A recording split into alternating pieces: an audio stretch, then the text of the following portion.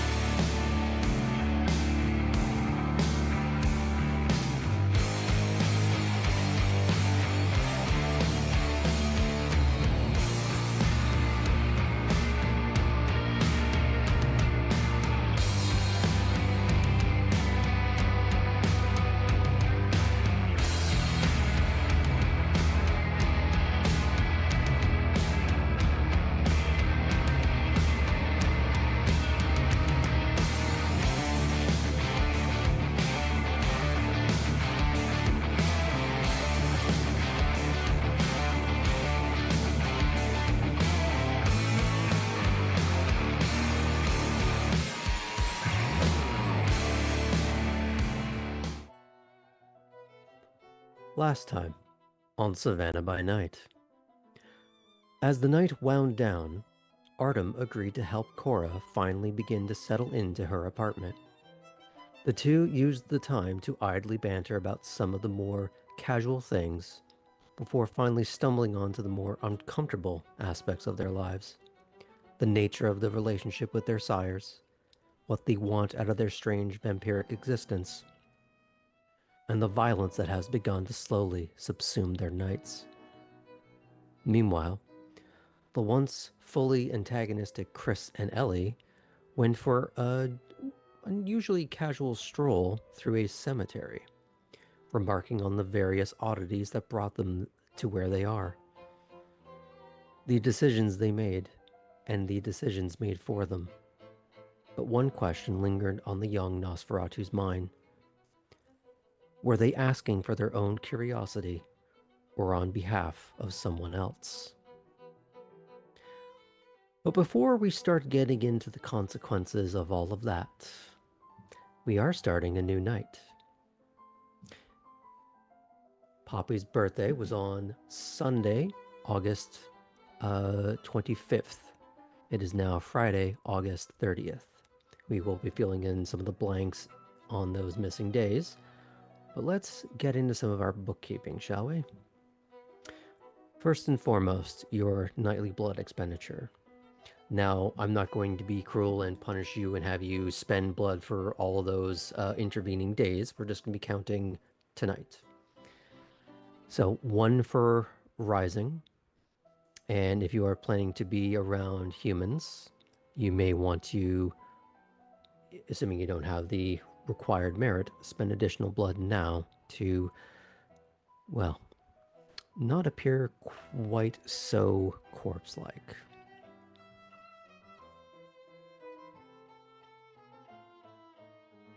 Let me know if we can move on from that. Oui.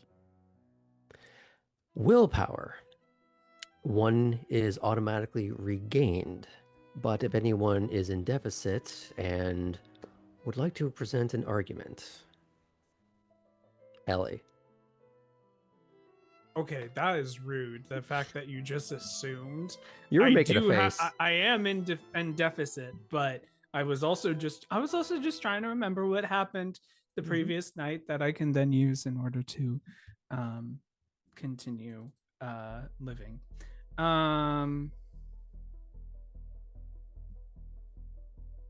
Do you want me to come back I to you? feel like no. I feel like Elli is getting into a little bit more of the tug between responsibility towards a higher up and responsibility towards the towards this small group of people they are slowly considering their friends. And I think they are now, the past night and past few nights have started leaning them more in that direction, in that they're kind of single-mindedness in helping to investigate lore and helping to defend them is showing kind of their now established loyalty towards the others, in that for all intents and purposes Elli could just leave them to their own devices, considering, as far as they're aware, they are not implicated in any of what occurred. But I think it's been a moment where I think they finally found something that they want to, they feel worth defending. It should also be considered that, as was mentioned during the recap, the two that had been previously fairly antagonistic towards one another went through just a casual stroll, talked about life, and without badgering each other too badly, managed to have a rather emotional conversation, which a few weeks prior would have been impossible. Mm-hmm. So I would say that shows a bit of growth that lends towards the goal that you've been saying of this is a group that Elli is investing in, worth defending. Now, why that's worth defending is maybe a question that Elli still needs to answer, but like the word love, it means almost nothing when you first say it, and then you build upon it as you go. Maybe that's all this is. Take one back. And I'll also allow Chris to take a willpower back for not being an really, asshole really? during that. Yeah. You don't know That's what you wrote called in her diary. that's called being an empath. I need you to remove several willpower from your character sheet right From now. the permanent. Does anyone else need to recoup any? Cora is in deficit, but I think the balance of things that happened over the previous nights kind of equalize for her. So I don't think that she does gain one back. Okay. Hold that thought for a second. Poppy? I'm at full. Poppy privilege strikes again. Artem. I was down 1, so I'm good. Okay. Now, here's the fun thing. I was going to be giving everyone back anyways, due to your coming together as a group on short notice for the second night in a row to go and hunt down the alligator. That you all came together as a group.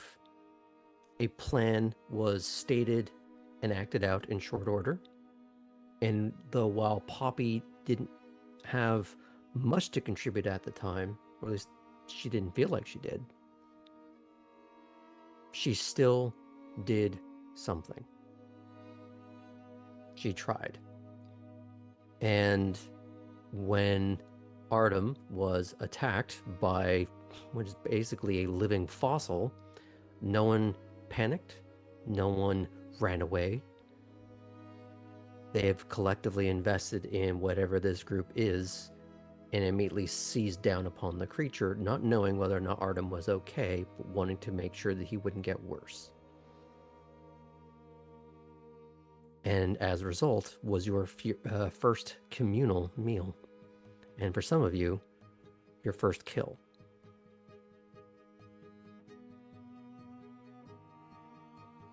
So on that, I'd say everyone would get back 1. Okay, so I am learning that on nights when we do a big old group activity, I can spend 3 willpower in the night.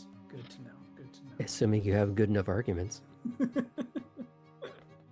Now, Oh, I sometimes do. experience points. Everyone gets 2.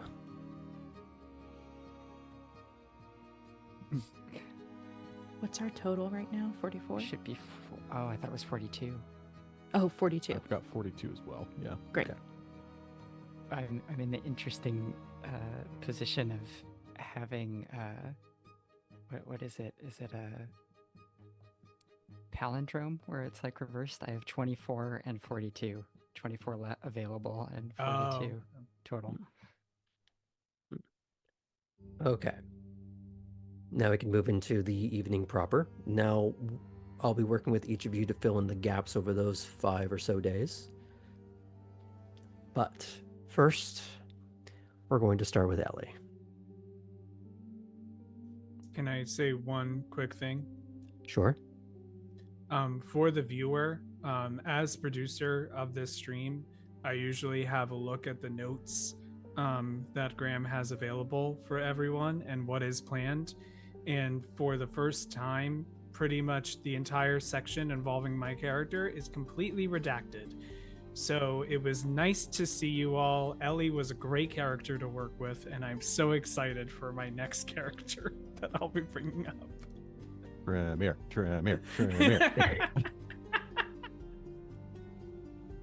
I mean, I should post the picture where it's just line after line of redacted. That was from the notes. I think you already put it on the Discord. Yeah. Can we let Smoggles play whoever is about to diablerize Elli? You make a joke, but that actually is one of the potential outcomes. Oh no. Yeah. Wait, Now, hang on. I meant of Diablerie, not of what I have written for you tonight. But, Oh. depending on how things go, it could still be that way. Don't worry about it. Cool. Now, over the course of the week, when you haven't had other tasks taking you away from your preferred battle station, you have been rummaging through the digital trash of the Plant District, the alleged venture and domain of the Toreador Primogen, Laura Laveau. First, simply in trying to find out what could be gleaned through easily obtained public records. Her name does not officially coincide with any of the involved LLCs, but that is not so unusual given the complication of your collective vampiric nature. Buffers, patsies, corporate fronts, all business as usual within the Camarilla, to grab hold of power while showing no fingerprints. However, let's see if you can't do a bit of digital dusting for prints.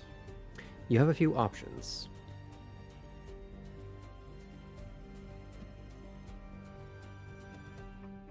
Hold on, I have to unredact some notes now.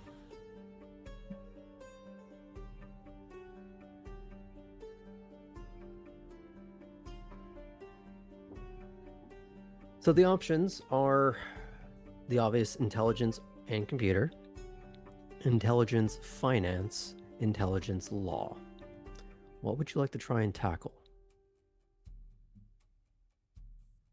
You said intelligent computer, intelligent finance, intelligent law. Mm-hmm. Now, that's just what I have prepared. If you have additional thoughts or options, I am happy to discuss them. I mean, in all technicality, my stronger option would be intelligence computers, but I cannot. I do have dots in finance, and I am kind of curious to see what that pulls up. Now, keep something in mind. While hacking is very much within Elli's domain, directly hacking into anything to do with the Plant District, which is Lore's domain, if found out, could be seen as an attack, right? Which is a breach of one of the traditions. Now, of Oh, course, like a cyber attack or something, basically. Yeah. So now that's one of those things where it could be interpreted a number of ways, and depending on who has better friends at court, could be leveraged negatively in your direction. Right. That's if they find out. And botching is not impossible. You will learn different things depending on what path you pick, and you're not necessarily locked into one path. Right. I'm gonna say I might try the financials element as someone who's had experience before using blackmail and knowing the amount of times that someone can adjust funds around as needed. I feel like that can be something I can glean some information. Financial forensics is very much within Elli's ballpark. Yeah. How many dice do you have to work with in that section? For if I do intelligence and finance, it's 6 dice. That's not bad. Yeah. I'm going to call it a 5 difficulty.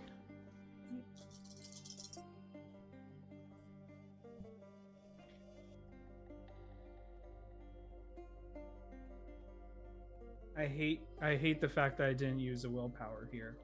Um, it's not a botch, but it's a failure. Okay. I had 2 successes, completely canceled out by 2 ones. Mm-hmm. So, as was previously stated, her name is not on any official document. And that's kind of something you expected. And that does create difficulties of trying to track down what entity exactly is in control because there are a multitude of LLCs involved. Now, of course, there's the usual thing of LLCs based out of some are in Savannah, but as is so often appropriate with corruptive dealings, so many of them are out of Delaware. Mm-hmm. In terms of finding anything specific, because it's a failure, but not a botch, I can't really give you very much beyond kind of maybe what you would expect to maybe start looking at in terms of you're maybe not going to find something here, but you may need to go and start from a different end to start pulling threads. This one you're finding hard to grab. Knowing the Toreador propensity for the arts, you may want to, maybe not tonight, because I feel like you've sort of burned this path for now, but something to keep in mind for later is you know that the Toreador are involved in SCAD, and SCAD is basically a constellation of entities across the entire county. Mm-hmm. And you know that as Primogen, she probably has to have some involvement in that. It is a fairly broad haystack, but it's at least a place to start whittling away at. Yeah. And eventually, if you find other ways of doing this, you might turn your haystack search into something easier if you can just find a magnet. You haven't figured that out yet. But you at least know the patches to start looking at. Yeah. I will allow you another roll to try and find something else. I think in this case I'll do what I know and I will go for a computer's check. Mm-hmm. And that'll be a little bit So more of that, and I'm going to use a willpower before you roll, let's define what it is you're trying to accomplish with this. Are you trying to subvert the surveillance or trying to gain access for later? Like, maybe I want to enter the garage when no one's there kind of thing. Like, are you trying to implant capacities to do something? Or is it something else you're trying to do?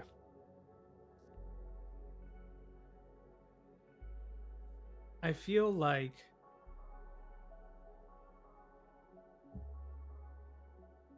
one of the things that happens when you are involved in the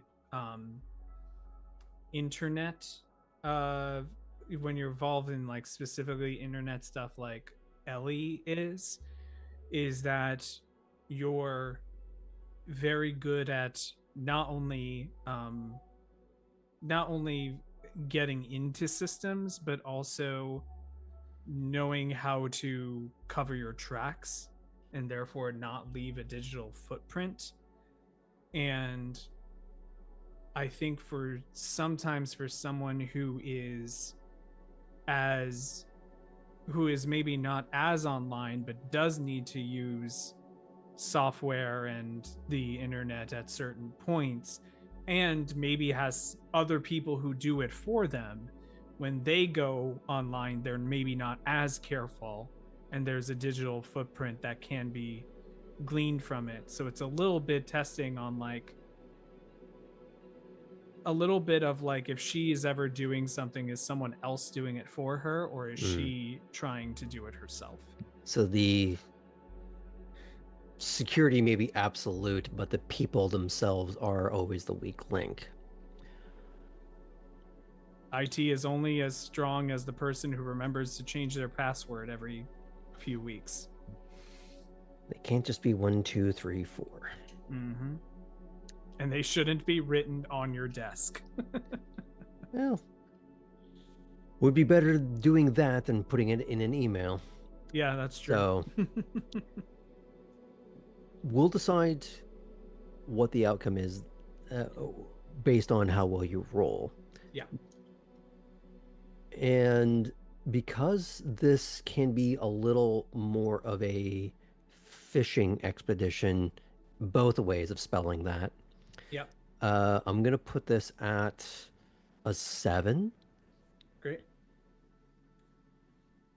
And I am going to use willpower for this because Understood. the last thing I want to do is botch and have it go back to me.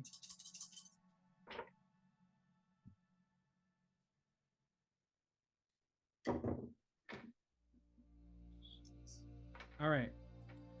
With the willpower, that's 2 successes. 2 I'm rolling successes. all of my ones today. Okay. Well, get them out early. Yeah, really.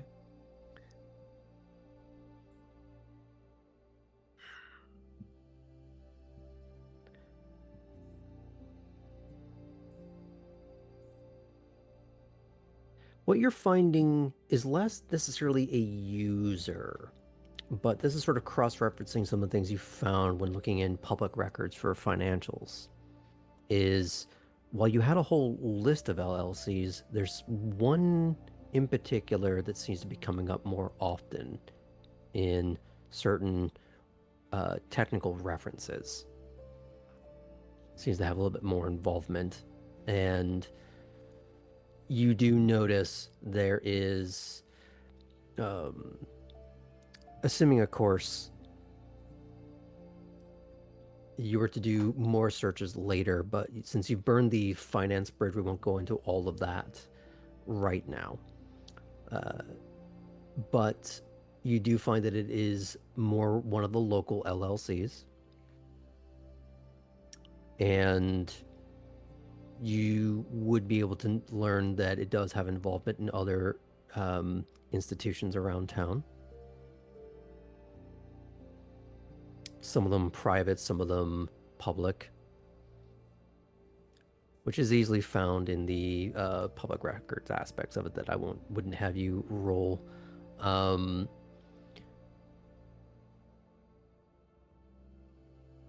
let you do one more roll just to further inform this of intelligence and law. I do not have a dot in law. Well, this will be at a... I'll put it at just a 6, actually, because this wouldn't be too hard.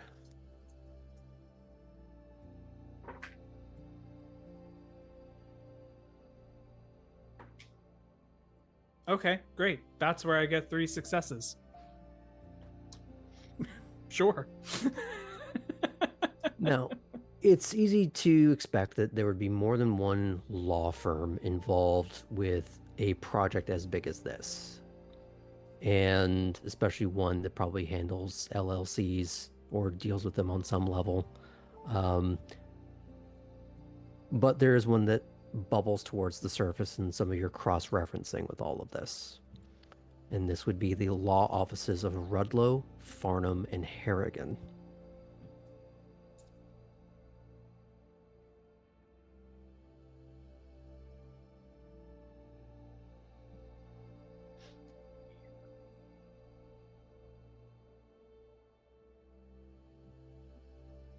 Rudlow, Farnham, and Harrigan. Okay. Do I know any lawyers among the court?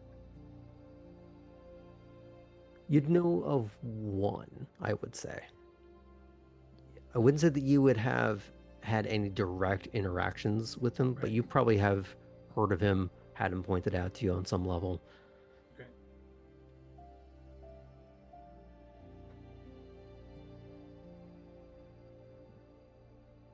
And that person would be...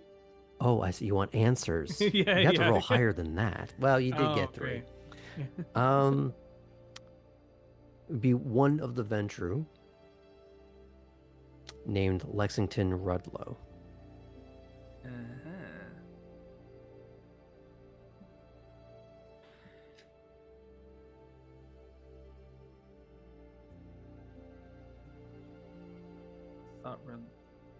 I thought Smoggles thought Rudlow sounded familiar. I was confirming that. Okay. Okay. Now, as you are starting to collate some of these pieces together, they don't form a complete picture, really, of anything beyond what you would expect any corporate/entertainment project to have a constellation of things involved. They're not necessarily criminal, and even if they are, what would that matter? But you are starting to assemble a collection of strings to at some point maybe start pulling on to see what you can learn. But as you're starting to do that, a tiny scattering of insects begin to skitter across your screen. Ah. Not entirely unusual. You will live underground, and bugs will often seek out a source of light in the darkness. But that was more common in St. Louis. It's a rarity in Savannah due to the more hermetically controlled nature of these warrens. And as that incongruity begins to dawn on you, the small swarm assemble into a single capitalized word. Update. I thoroughly did. There's like texting is available. There are other ways. He could get a phone from anyone. It's fine, but it's fine. I will go. All right. So Ellie is going to make their way into the ocean and not have to worry about this ever again. It's gonna do a Forrest Gump and just start going in one direction. What I'll say is we'll pick up with that a little bit later in the session. But on your way, is there anyone that you go to talk to? Do you send any texts, final messages? What do you mean final messages? Fuck you. I'm just giving you options. Just seeing what your intents are. No, I think I'll Notify your next of kindred. I'll admit, no, yeah, no, I think it'll be fine. I can't think of any other message I'll get at this point because I need to start I'll need to start pulling on the other strings in a bit. Mm-hmm. Okay. So if I fade out from there for now? Yeah. Well, I can't think of a better transition than to the gilded and pillowy nature of the Toreador. Oh, yes. Other than lore looming large in your mind, it's been a fairly rote week, which for you is almost a novel experience in comparison to your previous life as a jet setter. Thank you notes had been written and delivered to Atherton at Elysium to dole out when the appropriate individual wandered through. When you didn't have a shift at the jewelry store, you were engaging in finding a housewarming gift for Cora or helping Heidi begin to set up for her upcoming art show at the deliciously lurid cafe named Better Than Sex. Outside of that, Clarice had you oversee bringing Artem into the house to do the repair work that he had offered to her. And while you didn't get much time to chat, you had both expressed a desire to meet up at Havel's gym when you had a freer evening. But before we get to the meat of this evening, is there anything you'd like to focus on? Do you want to link up with Heidi, go for a feed, check in with the fate of Elli? Anything in particular? Poppy is a little hungry. Mhm. So I think she will maybe go out and then see Heidi if she has time. You can do that. Yeah. So the intent is you're not feeding on Heidi. You want to be sated before you go to see her. Yes. Okay.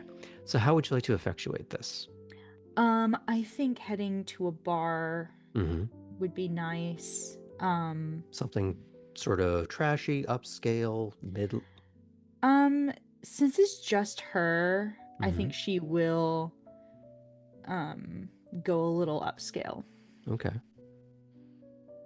Yeah, so she'll dress in something a little nicer, a bodycon dress of a nice turquoise hue. So just so I understand something, Mm. because the rest of the coterie is not with you, you think it's appropriate to go to the really nice place. Well, her thought process Uh-huh. is I don't want to make other people feel out of place and take them necessarily to a super fancy spot. Mm-hmm. So you don't want to take your trash friends to the nice place. That's not Got what it. I said, but sure. Okay. There are a variety of nicer places, some of them down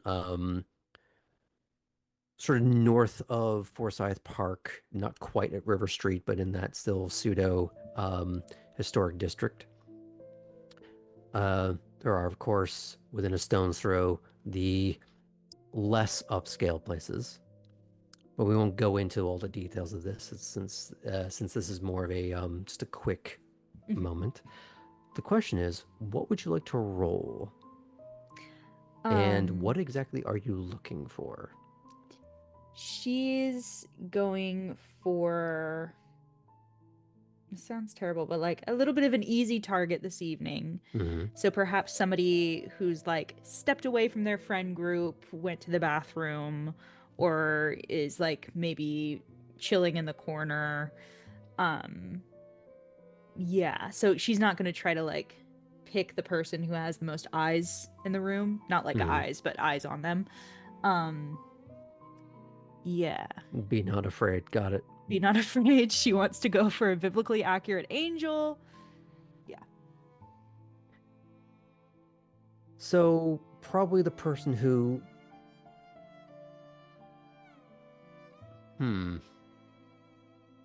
I'd say your best bet is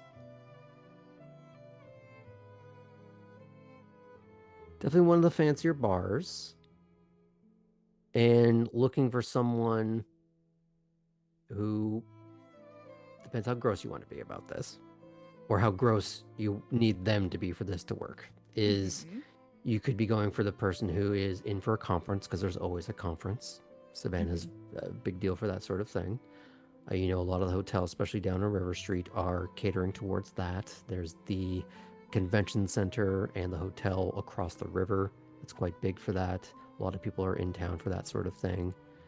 But now you might find people who are, I'm in a different town. I'm going to get some strange. And some of them, you might be able to notice a slight groove in their finger where a wedding ring should be. I see. And considering Poppy's expertise in noticing the little details, the little incongruities,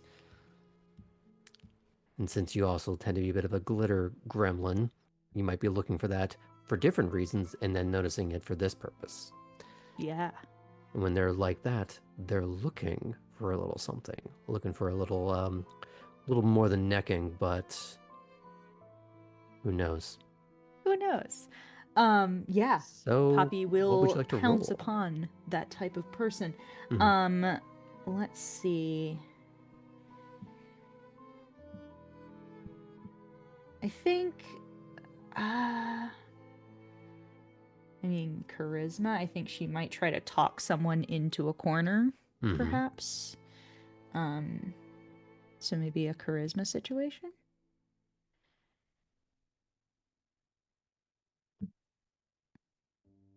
Charisma and what else?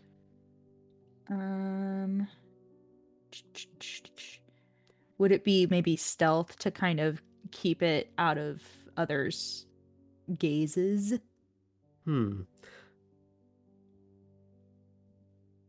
Now, I would say this. Either charisma or manipulation and stealth, depending whichever one you want to go with. Or even appearance. Even though no one's quite as pretty as Artem, but, you know. This is statistically true. But it could be a case of you noticing something on their finger or a lack thereof. And you wanting to whisper a little something provocative in the ear. Mm. and in a way that no one else is going to notice, and subtly maneuvering them towards one of the nooks or just, in the alley, somewhere that fewer people are going to notice. Yeah. And if I you're do. careful, it may not necessarily matter what people see, True. just so long as you are surreptitious and yet brazen all at the same time. As Nico would very much approve, I imagine. I am sure he would. So which one do you want to roll?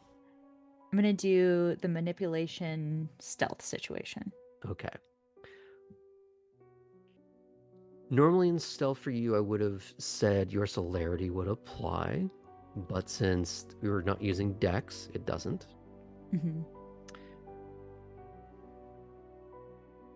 But I would say that Poppy is very used to using her feminine wiles. So we're going to leave this at a 5. And we'll see what happens. Now, before you roll, do you want to use your willpower first? Or do you want to just leave it entirely up to chance? I'm going to leave it to chance. You feel confident? I do feel confident, Graham. Hmm. Famous last words. I love this for you. All right. Let's see here. 1, 2, 3, 4, 5. 5 successes. 5 successes. Puppy privilege. Damn. So how far down are you for blood right now? I am down. Because Let's I'm see. assuming you spent 2 to go out. First to wake up, and then to make yourself have a little bit more of that natural blush, that slight, subtle heartbeat. I am down 5. Okay. Yeah. Now, 2 is always easy. 3 Mhm. is going to leave the person unconscious, but safe. Mm-hmm. Now, with 5 successes, I would say that you could get 2 people, maybe not at the same venue, Mm-hmm. because that might look a little suspicious, but there are so many lovely little bars of varying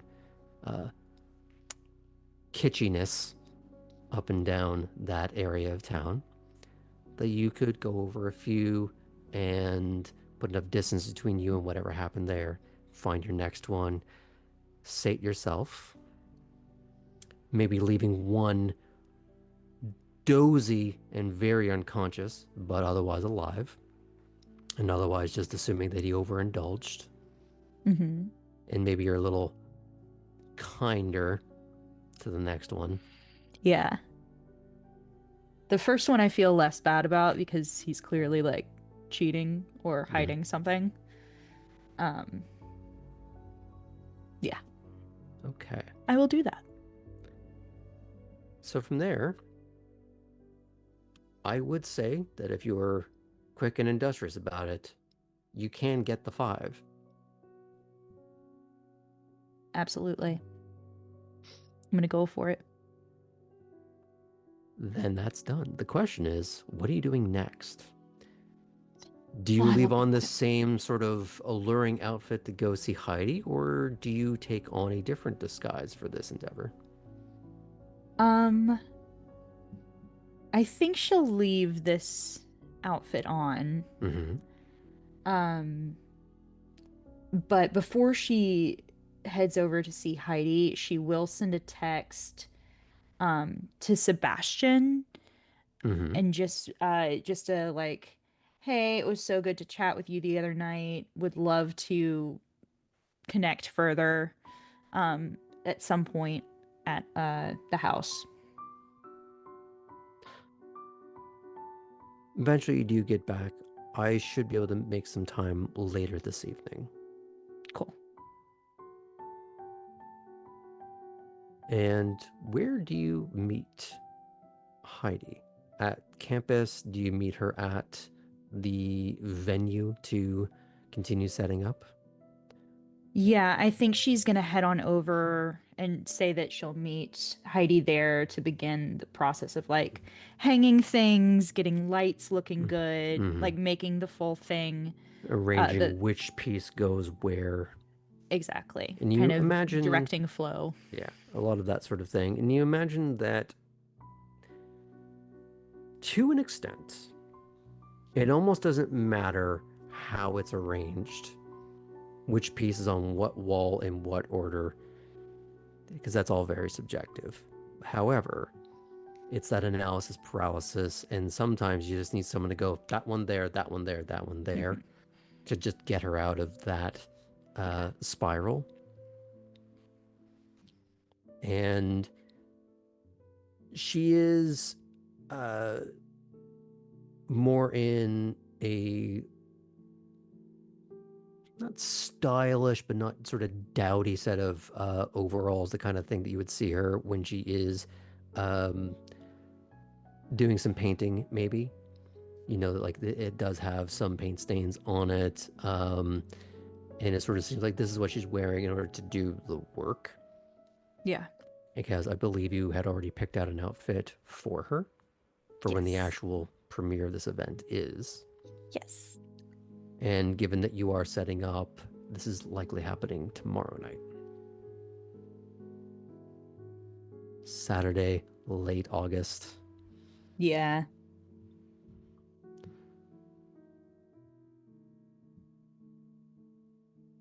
Yeah, that would be August 31st when that happens.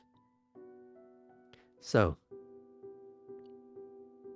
what exactly do you want to bring up with Heidi, if anything? Is it just spending time with her? Is it directing how this all works? I'm assuming it's a little bit of bantering with the owner of the place to make sure everything is on the up and up. And we don't have to go into all those little details beyond. You've probably maintained a little bit of contact with him, either email or text, to facilitate, answer some questions. Basically, almost being a manager patron for Heidi in this way. Yeah. I think after things kind of get set and placed and we have things where we like them, Poppy is going to turn to Heidi and say, "Now listen. You're going to have to talk about these potentially tomorrow. People are going to know that you created these beautiful things. So I was thinking we do a mock interview, or you pretend I'm a patron coming up to you and asking you a question, and you practice answering." Oh, okay. Yeah. Yeah, it's hard to talk And about your own art. she is sort of starting to like twiddle one of the more messily put together pigtails. Like, this was just, I'm not putting on my face. I'm not doing anything interesting with this. This is just work mode, do the task. And now you're trying to get her to get into a very different mode. And one that you already know would fluster her on a good day. Yeah. And I'll like put a hand on her shoulder and maybe lead her over into the corner table where we sat, or I guess it was like a banquet kind of thing that I think it was a banquet. Yeah. Just as like here's like an enclosed space where we can do this little, practice talking to people about your stuff. Now, one thing you have noticed with her is maybe like an internalized, maybe not shame, but embarrassment of, look at her. She's almost sort of whimsically innocent looking. And the art she makes is all just curvy pinup minimalism, all very elegantly sultry and seductive. And then look at her. Yeah. So very mousy. And this is the kind of person who probably had like 18 locks on their diary, would have to dredge it up from a lake. Like there were layers to like the stuff that she would hide. Yeah. And now you're getting her to try and talk about it openly with people who are asking her questions. Yeah. In a place that is, by design, a little saucy. Mm-hmm. Now, we're not going to go into all the various questions and back and forths. Is there a particular thing you want to focus on with her, though, to try and get her to come out of her shell? Yeah, I want to maybe even at a point have her like close her eyes and picture how she feels when she's drawing these things and the things that she finds beautiful and intriguing about drawing these pinups and these beautiful people. Mhm. And you know, ask her to like clue into the truth of that. Not that you have to share all of that truth, but just so that you know it in your mind, you'll be able to in one way or another translate it as you speak about your work.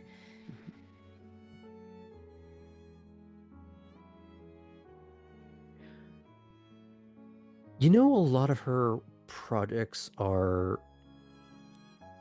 implied nudity. Like there's a fair amount of luridness on display, but a lot of the ones that she tends towards doing, especially the earlier stuff, is a lot of implication. And it's the idea of what you allow yourself to get away with. Right. And a little bit of that playing coy with your own desires, what society will let you get away with, despite the fact that, well, especially in America, nudity brings a little more enjoyment into the world than gun violence in media. So there's a little bit of that. Yeah. But there's always a little bit of something of the art of the tease. Mm-hmm. That little bit of just dipping your toe in, getting just a little, like a hint of trouble. Mm-hmm. And then run giggling back to the shore. Right. And it's a way of, in a more tawdry fashion, being able to sort of like hold your hand over the element just to feel the heat, a little bit of the thrill, a little bit of the danger. But because you're in control, you decide how much is happening. Yeah. Now, she wouldn't put it quite as loquaciously as that, but she does eventually stumble into the various gists related to that, and as you ask her more questions and some of it becomes more refined, that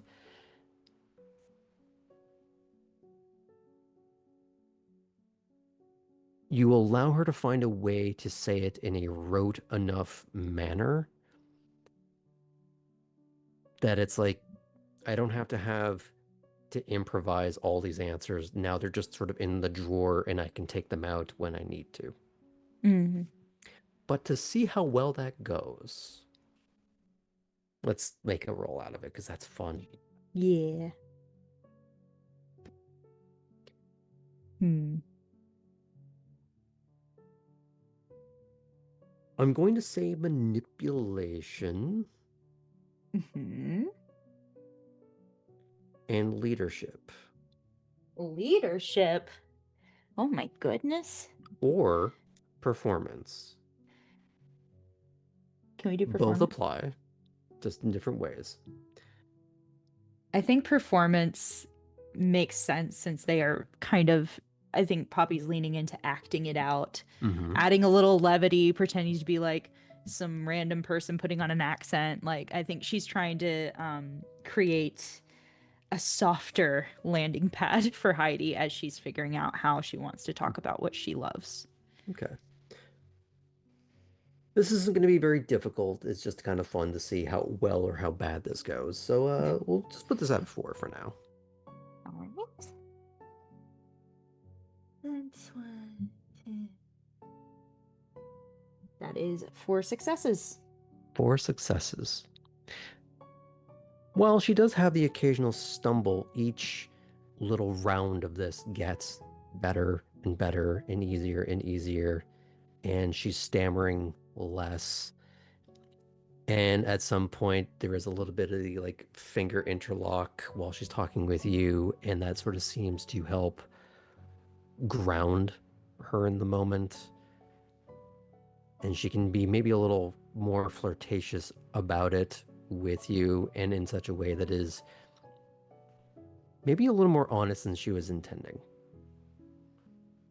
So it's a little like breaking the ice with someone that she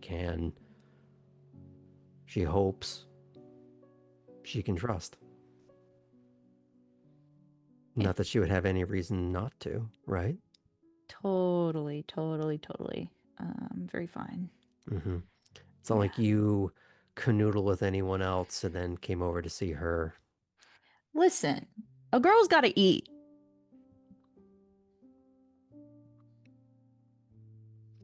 Something to say during the vows?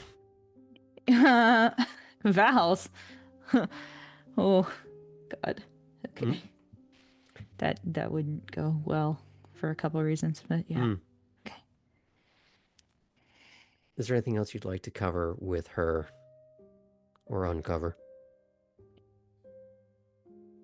Like maybe in the bathroom for just like a few minutes, just something silly, but that's it. Just a little bit of taking down the pigtails? Yeah. Yeah.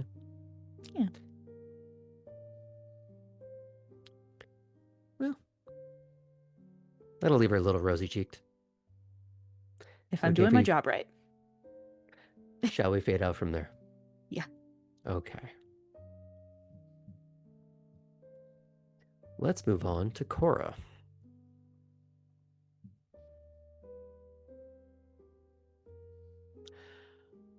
Between a bit of ferrying this and that across the county and effectively serving as a roving pair of eyes for anything amiss, this too has been a fairly rote week for you. The only truly strange standout still being the barely perceptible cacophony of the ephemeral when dropping things off at Bethesda.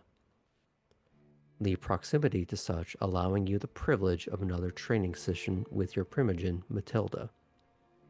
Otherwise, you have been able to continue to scrounge for sidewalk dumpster deals for things that might add to the ambiance of your hobo chic apartment.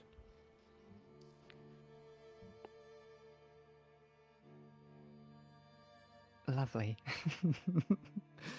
Now we can get into some of the minutiae of that a little bit. Is there anything else you're trying to find? Sure. Well, a mattress is nice Just to have. one but- moment. This might be a bit of a Venn diagram. Context. Yes. Context for the gift that Poppy gave Cora, by the way. They're 2 like floor poofs, so that when you have people over, you have like at least 2 poofs for right now. Lovely. Oh, fantastic. Artem takes up both of them. Perfect. Yes. He's very rude like that. I was just saying he's big, but yeah, that works too. So, knowing that you have a little bit of a eclectic blend of furniture, or at least starting to Sure. accrue an eclectic blend, what are you specifically trying to find? Well, since I have 2 poofs, I'd like to get some additional floorniture, I suppose. I kind of lean into that. I think it would be also quite useful to have a table, because the last few times when people are over, we're either just holding the coffee permanently, or like with Lewis, using my cot as a table for the Chinese food. I think a table of some kind is probably high on the list. And maybe some little decorative mirrors or something for the entryway. It's already a big airy space, but I feel like since I don't go in there during the day, it could almost sort of amplify the defense mechanism nature of having such a wide, like having that stairway with all those windows, as well as making it feel less empty. So, and if I can find some rugs, as well, I think that would be really great because there's such an echo in here. Okay. So we'll do a couple of rolls. We'll do, let's see. Exactly is a good scrounge roll. I'm going to go with perception and investigation. You're not just sort of like driving by places constantly. You're actually now making a little bit of a concerted effort to scrounge and rummage. So it's a little bit of I can see the pile, but I'm now trying to perceive the individual constituents of the pile to see what I can make use of out of it. Yeah, I enjoy the notion that perhaps, I mean, there's going to be a bunch of bargain bin stuff, but because these floor poofs have helped to guide her design aesthetic for the space, that she's gonna wind up with like somewhere between like boho and like Japanese traditional for the way that her space and looks. college students' first apartment with the like milk crates holding up certain things. It's funny because I actually have like the metal TJ Maxx version of milk crates way back there where that red light is as well. Kind of Okay, arranged Roxanne. nicely. Well, you know, I do also have to eat. So let's see. You said I was gonna roll a combination of drive and what? Not drive. In perception and investigation. Perception and investigation as I drive. Perfect. Perceptigation. As long as I'm mashing words together tonight.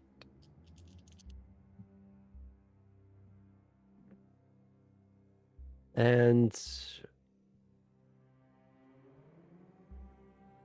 What was my difficulty rating? I guess I'm going to put it at a 5. Okay. Nothing too difficult. You're not going to find any like severe diamonds in the rough here, but you'll find some stuff. I've achieved a 2. Okay.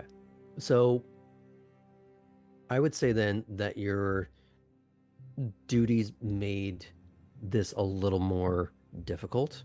So instead of having like a shopping list, I'm going to have you pick one item that is of prime concern to you. Okay. Let's get the table. Okay. Can't do much without that. Now, is this something that you're trying to buy, or is this like you see a like convention folding table that's been left out just a little too long when people are moving stuff back and forth? We got any estate sales where they're like really desperate to get rid of this last item and the sun's already down, but they're still there open trying to get rid of it? I'd say estate sale, you'd have to. Well, it's usually during the day for one thing. And it's not like they're just sort of like leaving it at the edge of the curb for everyone to come like, please buy our stuff. It's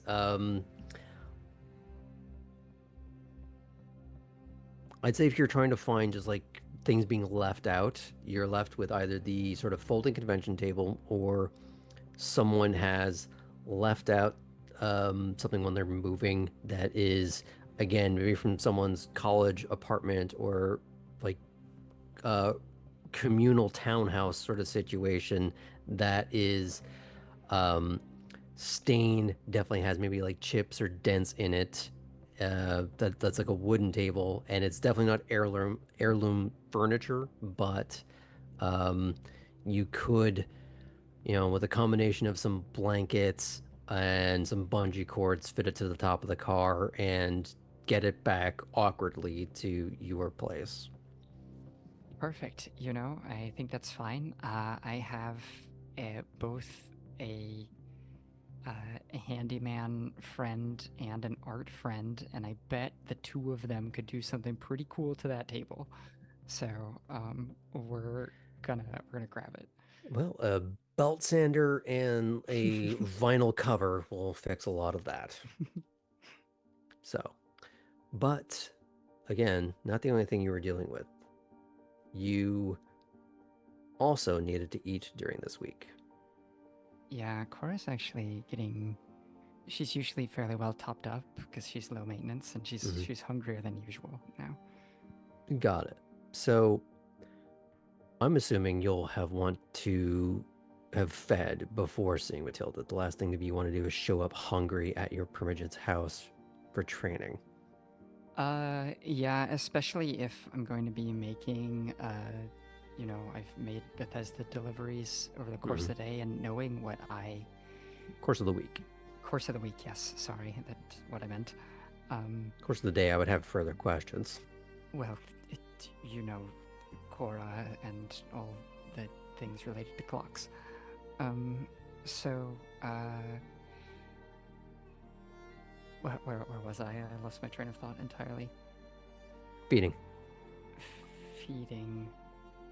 Right. Oh, so yes, Bethesda, making those sorts of deliveries, I have to handle things that I could eat, and so I'm noticing that that's becoming,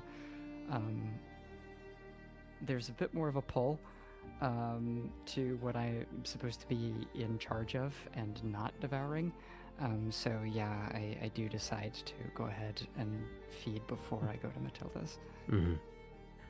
How? I'm going to go to the same upscale bar that Poppy went to. Yes, basically. No, I don't know how I wound up here. It's just the strangest thing. But I'm running on milk time. Don't worry about it. And then someone who looked so much like Poppy actually decided to try to take a bite out of me. Would you imagine? But anywho, no. But just put on something that shows off of my assets. Maybe reveals the shoulders a little bit. And then I'm thinking the strumpet showing off her shoulders. Got it. Right, exactly. I'm thinking maybe a little bit nicer, like a hotel bar or something. Like, look, I'm quite hungry. Something that I'm you looking for someone else who is also quite hungry. So here's the problem.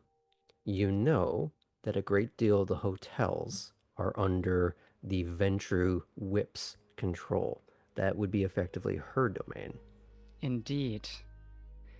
I don't know if I'm allowed to hunt there or not. In this case, it would be wise to err on the side of caution. You don't think I can ask for forgiveness later rather than seek permission? You really want to find that out the hard way? Via a little listen, you're new, so I'm going to let you have this one, and then after that, don't do it again.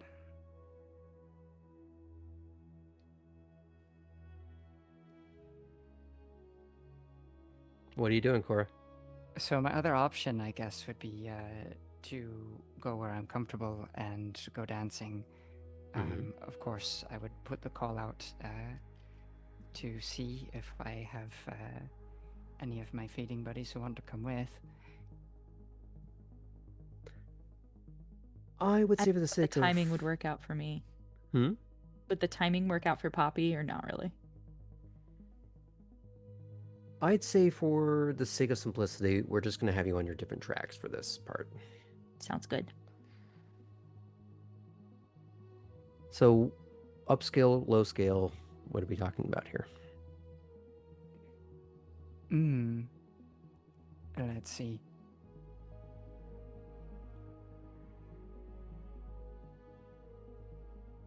Somewhere there's going to be a lot of out-of-towners. Okay. You would find that more so on River Street. Perfect.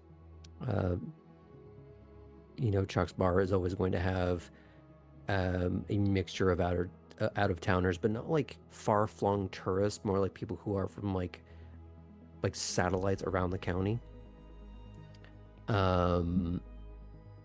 There are more bars that are touristy along River Street that you could easily go in and sate yourself. Now, they're more bars rather than nightclubs. Sure. So it's a different approach. They're not like sort of dimly lit vodka, neon, all that kind of thing. This is a little better lit, more sort of food being served, and a lot more casual. Yeah, if there's food being served, it removes one of my key lines to get somebody to come away with me, so we don't need that. Uh-huh. And what exactly would be this line that you're relying on? It's fine. Don't worry about it. It involves eating. Mm-hmm.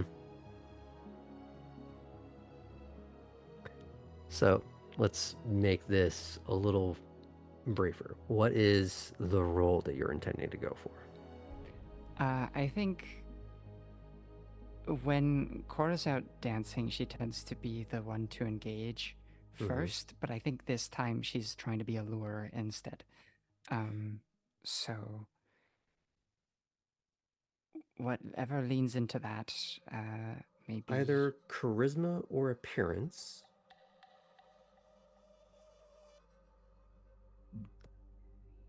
And all right. Performance. Okay, that can work. Let's do charisma performance. Okay. Now, is there anything you want to try and spend ahead of that? I do think because I'm not like danger hungry, but I'm hungrier than normal, I am going to go ahead and use willpower. Okay. Another aspect of this I would accept is instead of performance, athletics. Oh my.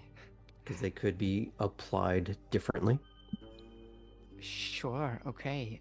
Then Cora's going to be moving her body wherever she's at, making sure that the places that she's sitting or moving or dancing really highlight her silhouette, and when she's making these movements, finding excuses to get up for a little while, it's really showing off that physique of hers.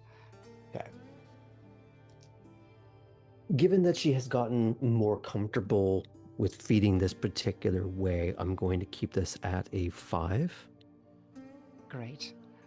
And you said you're spending willpower.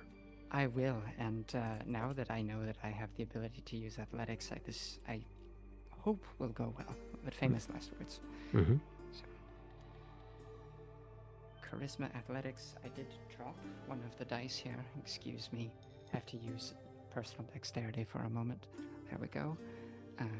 And here we are. Well, I am glad I used the willpower because I did have a cancellation that knocked me out almost entirely. If not for that willpower, those 2 ones canceled my successes. So I have a single success despite all of my wonderful narrative. So, and that's counting the willpower, yep? Yes. Okay. Based on that, I'll allow you to get back 2. All right. And that you're going to have to white knuckle this a little bit. Which we will sort of broad stroke a little bit of the training with Mathilda as a result. Mm. You are a little hungrier than you'd like to be when going to see her. You've managed to keep it together when dealing with ferrying the thing that you need to get through any particular evening. How long you can continue to do that is, well, we might need to roll for that at some point. But for now, you've had a meal. Out of your total, how are you doing? So now with those, I am 4 down. Mm-hmm. Out of a total of... Oh, I can't say that. That reveals things about me. Over or under 10? I am... Well, listen, people can do math. Thank you. It is currently over 10. Okay. So you're peckish, but you're not fiending. That's right. It's in that vein of, I could eat, versus I need to eat. Right, we're back to a place where it feels a little better. Okay. So you're not as white-knuckling it as you could be, but there is still that, despite the coolers that you have to move and the plastic substances that wrap all of it, you are still getting a scent of the blood. Though perhaps that is merely the ghost of your impression of blood rather than the actual smell permeating throughout the cabin of the car. Also true, it's complicated for me. Mm-hmm. But it doesn't overwhelm. Now the question is, how well does additional training with Mathilda go? I'm assuming you have made a habit of bringing the sword around with you in the car. I do, and if I was able to pick up some like natural wood floor polish from Atherton on one of these nights, I would have been using it to try to induce a training memory in myself on occasion, and using that for additional practice.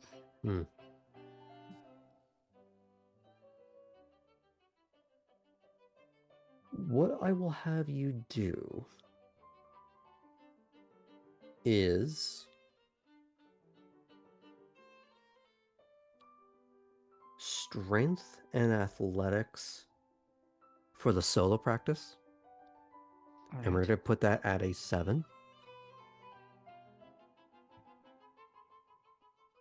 Strength and athletics at a 7. I imagine that's not exactly her best dice pool. It's not. It's marginal. Mm-hmm. Maybe the low side of marginal.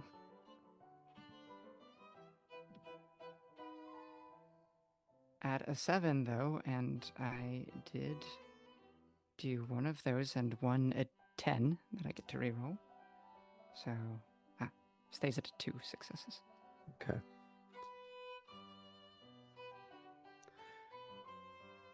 I'd say what you're really accomplishing is you're constantly reliving that moment of trying to swing down on the alligator as it held Artem in place, and you losing your grip on the weapon as it sort of clicked into one of the gaps in the plates of reptilian armor, and it thrashed, ripped it out of your hand, and sent it skittering. And you keep trying to find the exact frame in that memory of animation where you fucked up. And trying to redraw it. To create a different set of motion to try and not necessarily change your memory, but using your memory to train a better model of yourself in that exact moment.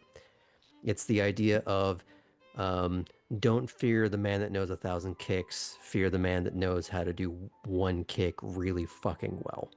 Yeah, the same with, you know, anyone in a competitive profession watching back old footage of themselves, Watching the see tape, what they can improve.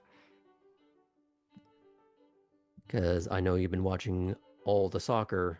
They have to sit down and watch the tape of their mishaps. This is where you went wrong. This is where you went wrong. This is what you should have done here. This is what you should be doing next. And it's a little bit of the sort of negative reinforcement side of immersion therapy, I guess, of being confronted with your failures in order to learn how to be successful. And I'm of the thorough belief that failure in this game does not prevent you from growth, it just informs it. So you know that perhaps because you are used to a more learning setting, that trying to finally use this in the real world against something that's actively violent is very different from someone telling you to step 1, 2, parry, thrust. It's not the same thing. And I will say that that's something you are able to bring up with Mathilda. Perfect. And one of the things she does is, this is no longer that moment of keep the book on top of the head. Do this pose, do this parry, do it this way. It is now a case of active sparring. She is not giving you instruction. She is pointing out all the little, and in this case, myriad flaws in your defense. She is having you actively think through every single moment, making you realize that all of this is a flow chart, and you don't know what the shape, size, and scope of it is. You're just learning that it exists, and you are starting to form the very initial basis for your own. And to see how well that goes, we're going to use wits and melee. Ooh, okay. Wits and melee. Because this is less about you successfully attacking or parrying and seeing how well you can learn on the fly using a weapon as someone is trying to batter you. While Cora's botches are always magical and entertaining, I do want to impress Senpai, so I think we're going to go ahead and use another willpower. Why not? I don't see Mason in the room. Okay. There can be more than one. I'm going to say that due to the situation, this is going to be a 7. Okay. It would be higher, but your previous success did bring this down a little bit. Wonderful, good. The reason why this is higher than normal is because this is something you are very not used to.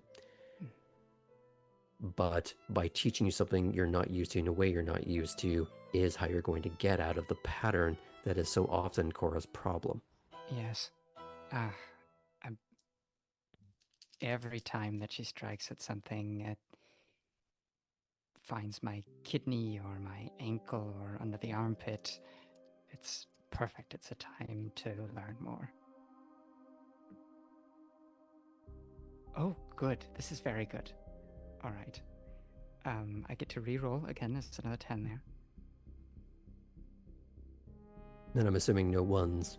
No ones this time. So we have a total of 4 successes. That is 4 counting successes. the willpower. Yes. Okay. While you're not able to prevent the touches of the blade, it is at least blunted, so you're not experiencing the potential negative outcomes of this, especially when you feel that she is stopping a blunted blade against your throat. And you feel the metal, that cold kiss of steel against skin. Is her teaching style such that she speaks to me in those moments, or does she just let this sword be the instructor? Both. It depends on the exact moment. It's a case of she lets you experience the fuck up first. And then when she goes to show you that exact same scenario again, now she's walking you through it.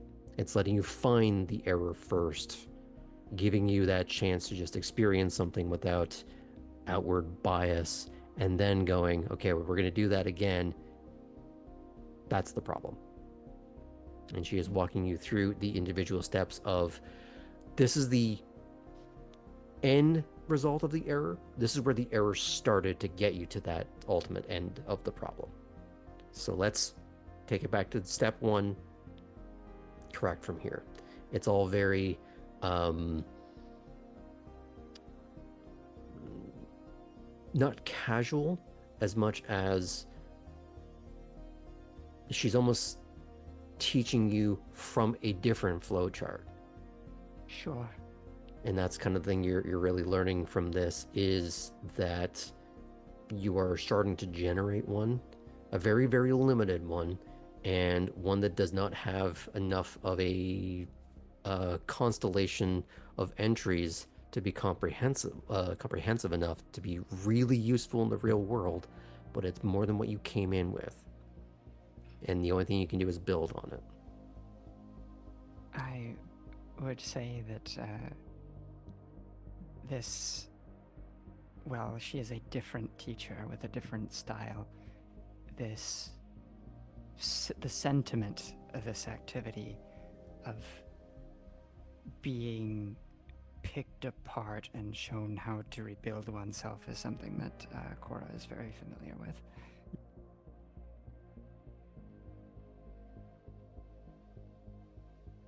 Now, is there anything you want to add to this before we fade out?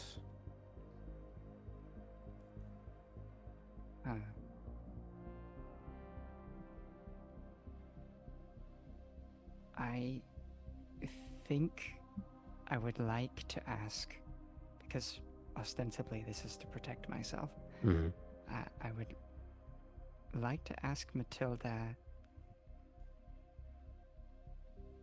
how things are going against the Sabbat. In the midst of this sort of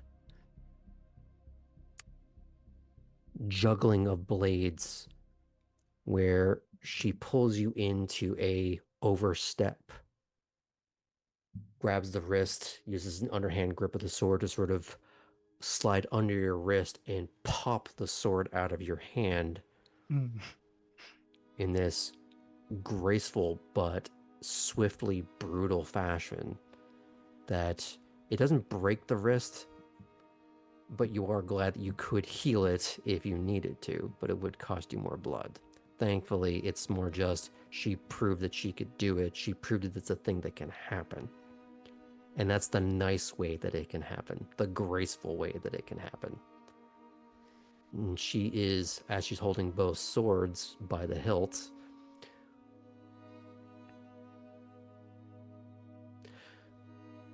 they are being expunged slowly but surely, night by night. And I take it by your lack of news that you have yet to observe anything to be concerned about.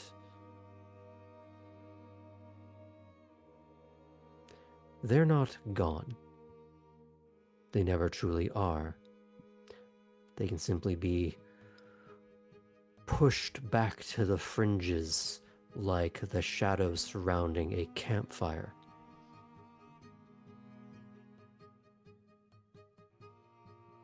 But let the flame die due to invigilance in feeling it, they do come back. Embers always emerge from somewhere.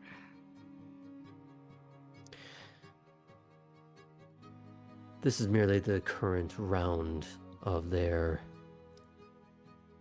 expeditionary force. Comes and goes in cycles. But they're not brave enough to send in their main forces, the ones who really pull the strings. Merely broken little puppets. Will that remain true forever? No. Eventually, the powers that be will swoop in.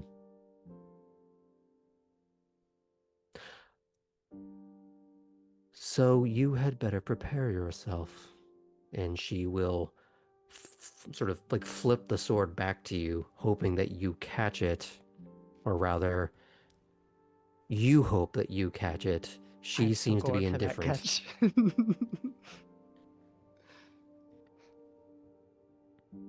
I'm not going to have you roll again, because that would be a little redundant.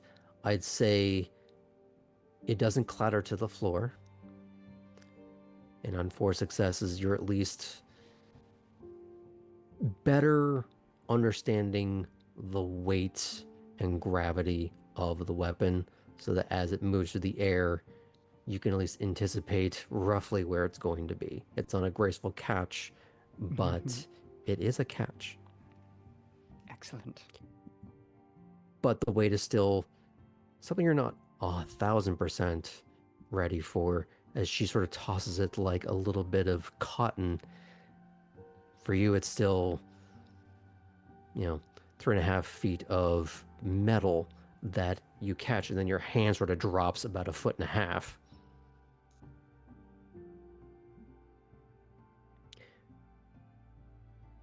Well, at least you caught it. Yes. If their threat's a perennial one, then I'll make sure my training is recurring as well.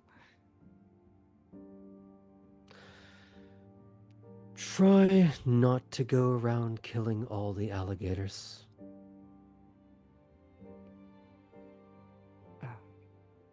Did I bring that up to you? Out of character, what we establish is that you would have brought it up as part of your I swung and I couldn't quite connect, what am I doing wrong kind of scenario. Nah, yeah, I was just having Cora have a moment. Okay, just making sure. For a few reasons, and she doesn't seem to pay that any more attention.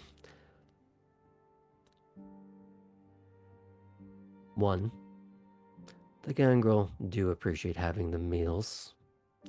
2, they are a bit of a natural defense. The ones who get unprepared crossing into the territory who shouldn't be here, into the areas where they shouldn't be, sometimes get snapped up by them.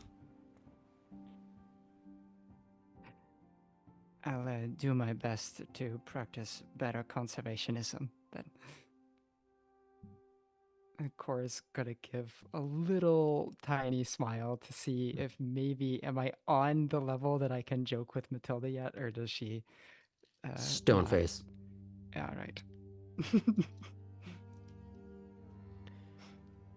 Yes, ma'am.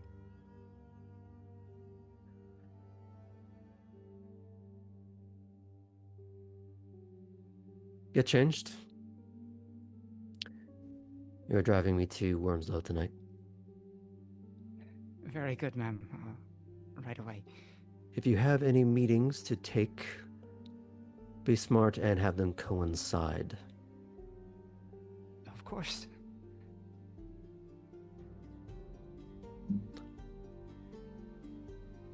And as you're beginning to prepare, I know there's one person you wanted to speak to this evening. Yes, I believe there was. Mm-hmm. And this is out of character, by the way. Who is it that she is trying to find? I'm hoping to reach out to Titus again because it's Okay. been a little bit of time and I've got some things on my mind. Do you send him a text? Do you call?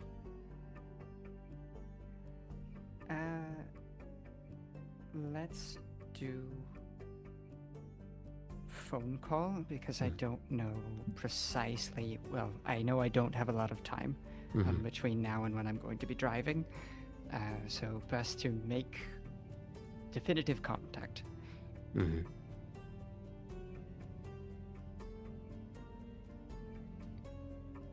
Yeah. Titus, Cora. What can I do for you? Are you going to be at the country club tonight? I was hoping to maybe talk to you a little bit. Yeah, I got a bit of free time. Something in particular? Yes, thinking about maybe working out a way to get myself some space by the raceway. That might be a more involved conversation.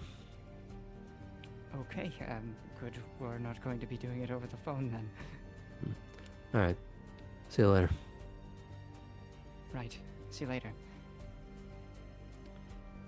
And I think from there we can fade out. We're going to do one more scene before we head to break. Last but not least, Artem.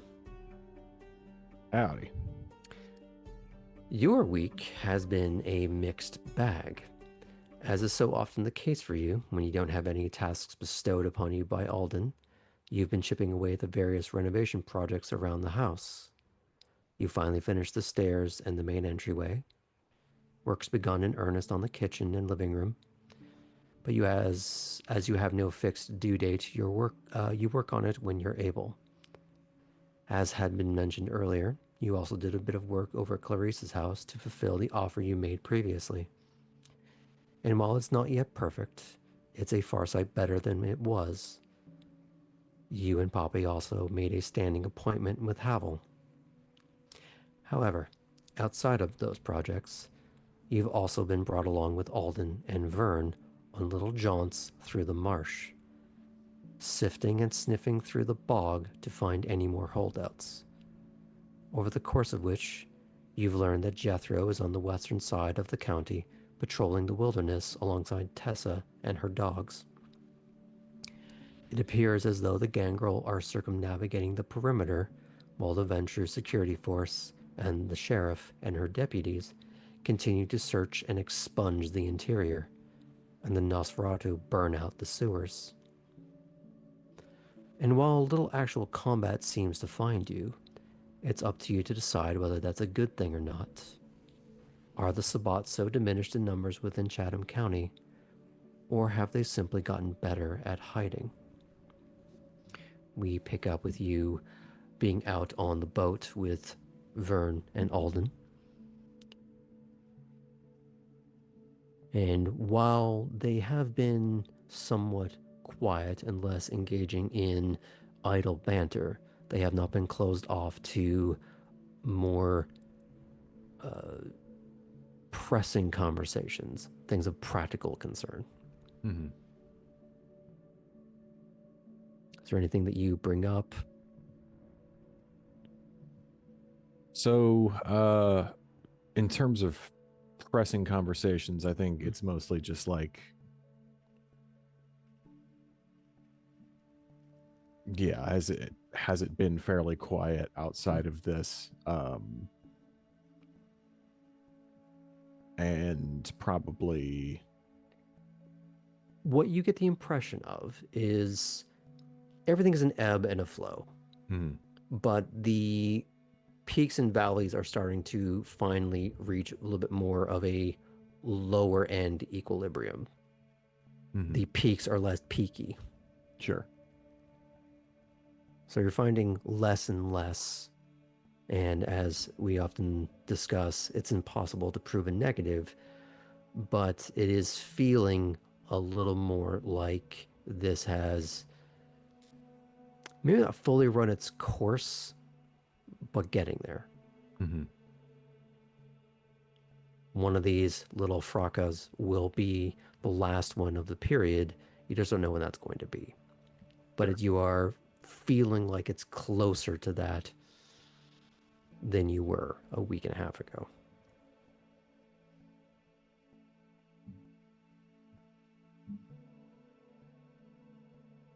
Okay. Might also ask if they've heard of people disappearing still. I don't know if that's something that they had heard of previously. These might all be people So from that may elsewhere. be a misunderstanding or miscommunication. You weren't hearing stories about people going missing in terms of within the Yes. county. Right. Yeah. It's more a case of from the national average, lots of people are missing. And have fallen through many cracks in social nets or lack thereof. Yeah. And once, from a mortal perspective, they've already fallen through the cracks, who notices when they get picked up elsewise? Out of character, you all know about the homeless encampment in the sort of northern side towards the river under the freeway. To be very grim about it, who notices when one of them goes missing? And you imagine that's something that can happen in the county. You imagine that's something that can happen throughout the state, the country. And if the Sabbat are a non-local phenomenon, that's sadly a assumed global statistic. Yeah. And when you balance it that way, it's easier to assume that with the amount of people that fall through the cracks and the normal people who go missing, both tragically or otherwise, it's really easy to assemble a group of shovelheads to throw at a problem.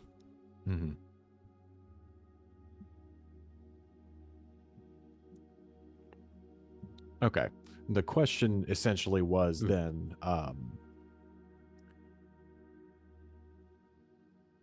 with all that in mind, clearly they have the ability to assemble more behind the scenes. Have we noticed that perhaps they've gotten sloppy and have been doing it too much? It sounds like the answer is no. So yeah, I've gotten the impression that there's no like mass groups of people going missing. There's not like a tourist bus that just disappears into a plot hole and then oops, more Sabbat. Right. Okay. Probably good. Yeah, it doesn't seem like there has been a active recruitment campaign, at least within the county or even this part of the state, as much as just the gradual accrual of, unfortunately, the dregs. Right.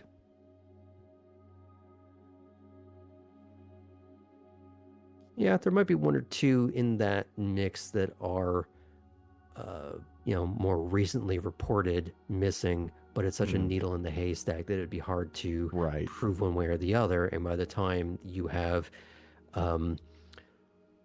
absolutely shitboxed a Sabbat hideout, you're not exactly checking a manifest.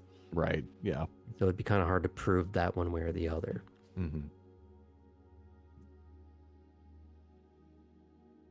And even if you did, there's no presumption that they would be quasi-local. They could be from across the country. Yeah, right.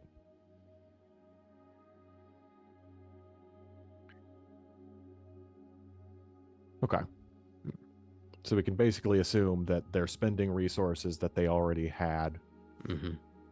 Or at least very easily able to recoup. Right. Yeah, they're not doing anything unexpected. He's probably also kind of curious about Vern, because I don't think Artem has met Vern before. He's heard of him. Yeah. So what I'll say is, to give you a bit of an opportunity there, is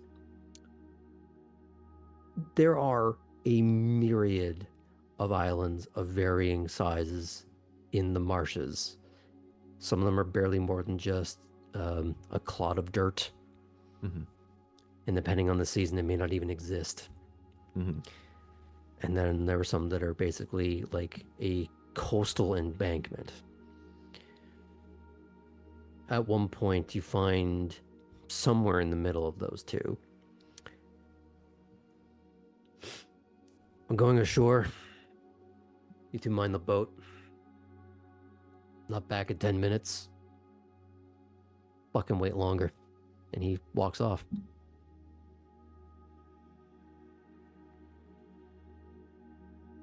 Leaving you alone with Vern. Mm-hmm. I imagine they're probably they're both kind of quiet guys. They probably just stand there for like 5-10 minutes. Yes, but I imagine in a way that's not awkward silent as much as No, just yeah. two people who know how to either be alone or how to let other people be alone. And so it's a fairly comfortable silence. Right. They're also maybe getting ready to do something if they hear, it's Yeah, I imagine it's a little bit of you're not necessarily facing each other as much as you're sort of watching from either side. And probably maybe smelling the air a little bit more.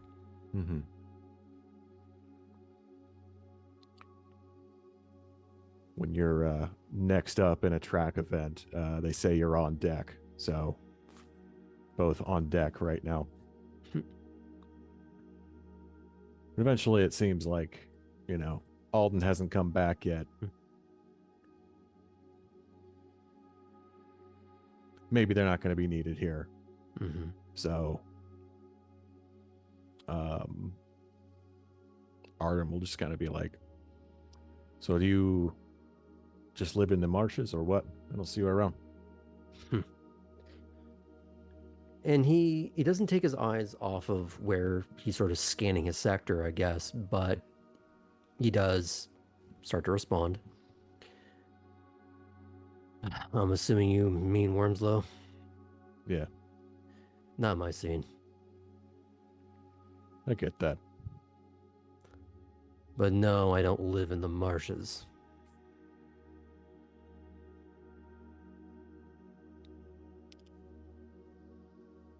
Somewhere along them.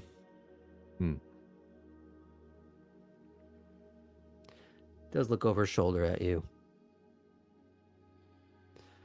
I understand you've been getting into a lot of these. Yeah.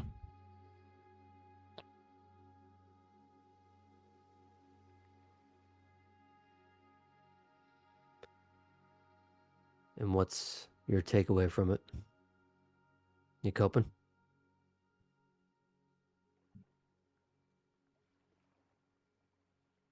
Yeah.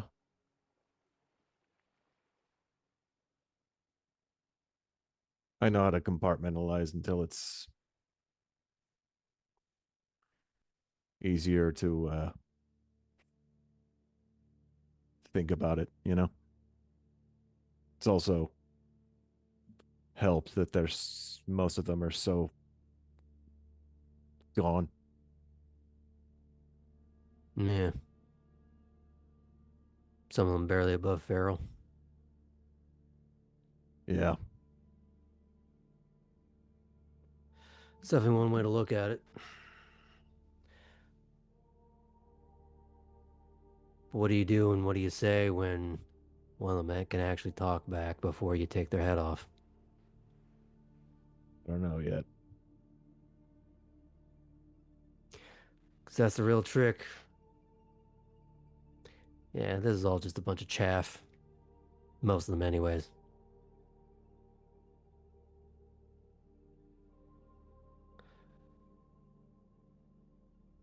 There's more of them that can hold a conversation than is really comfortable.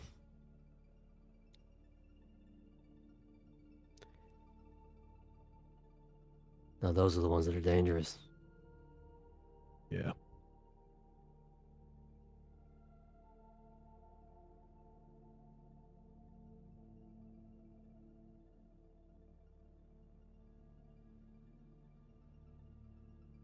No, two ways you can go about it. Kill them before they talk.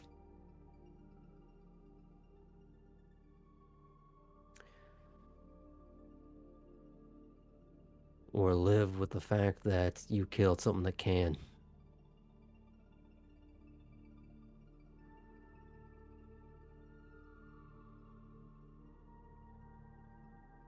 Wouldn't be the first time. Meh. The more of that you do, though, easier it gets. For better or Yeah. worse. The easier it gets, the closer you get to becoming one of them. Maybe. Or something worse. Something worse. You ever seen what happens to one of us when we go full feral? Maybe. I've seen a mud man.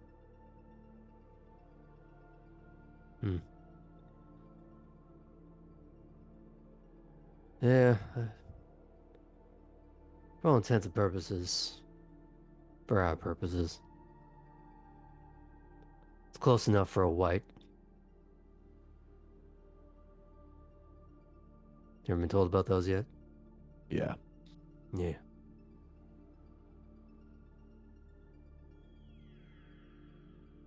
That was priority number one in my education.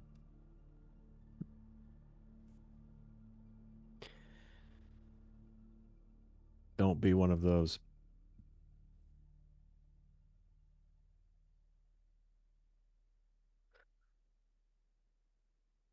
Think of all the things you and I can do. What Alden can do.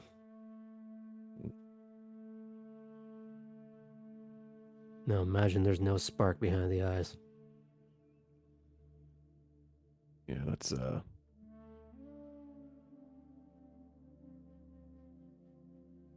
a massacre waiting to happen.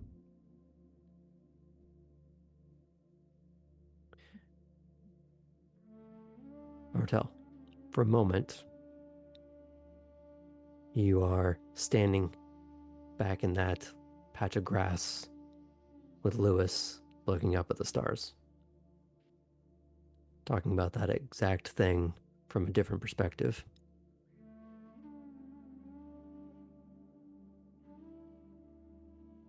Ew, no thanks.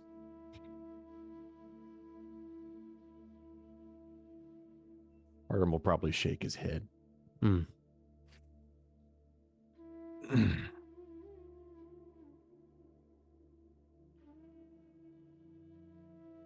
You know where Wolflands are?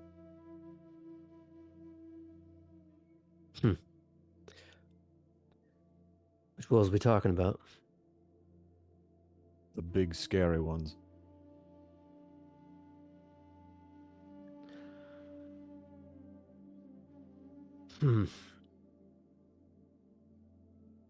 More comfortably for them, they are more inland. Probably more out towards Tessa. Where the city yields to the country. There are a few islands they like to party around on. Feel that. Call the moon. Yeah.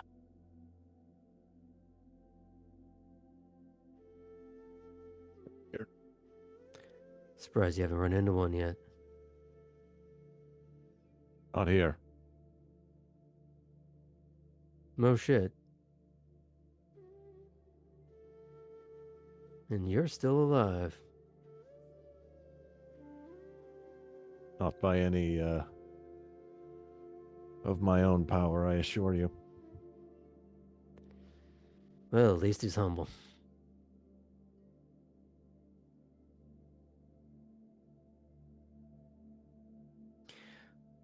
But why do you ask? Want to know where not to go, to be honest.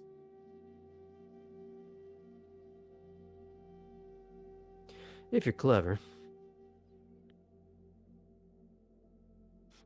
Or real suicidally stupid. Knowing where they are can be a different advantage. Yeah. A few years back, one of these Sabat fucks tried to do a little high seas hijinks on me. They don't know these waters like I do.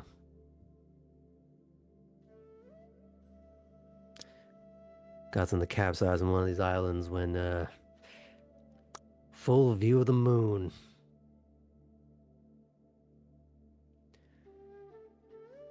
Well, there were no survivors. Yeah, they don't mess around. Did they wait for the sun to go down, or did they just fucking kill them? I didn't stick around to find out. Mm. I just found the people fetty the next night.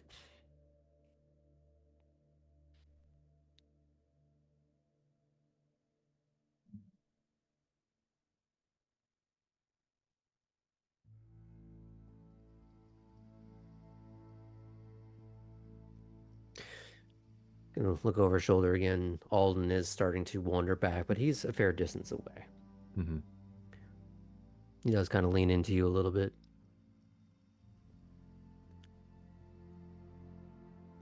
There's always been a few stories about him and the wolves, though. Surprise me. Say again, sorry? Doesn't surprise me. Hmm. Any good ones?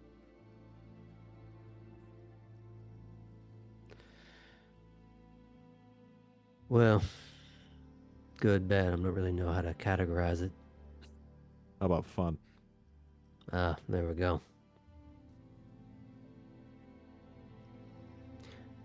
There's always one or two rumors that when Alden and Brooks took the city, there were werewolves here at the time still. And old gangrel tend to have conversation with wolves for all kinds of purposes. And on occasion, still might. Yeah. Seems like an important faction to be able to communicate with.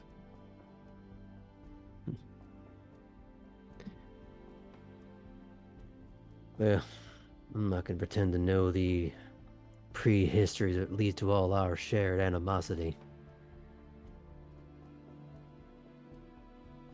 But you know how it is. Two Yeah. predators, Mm-hmm. one patch of grass. I don't think they're too bothered by how it started either. But it is on site, man.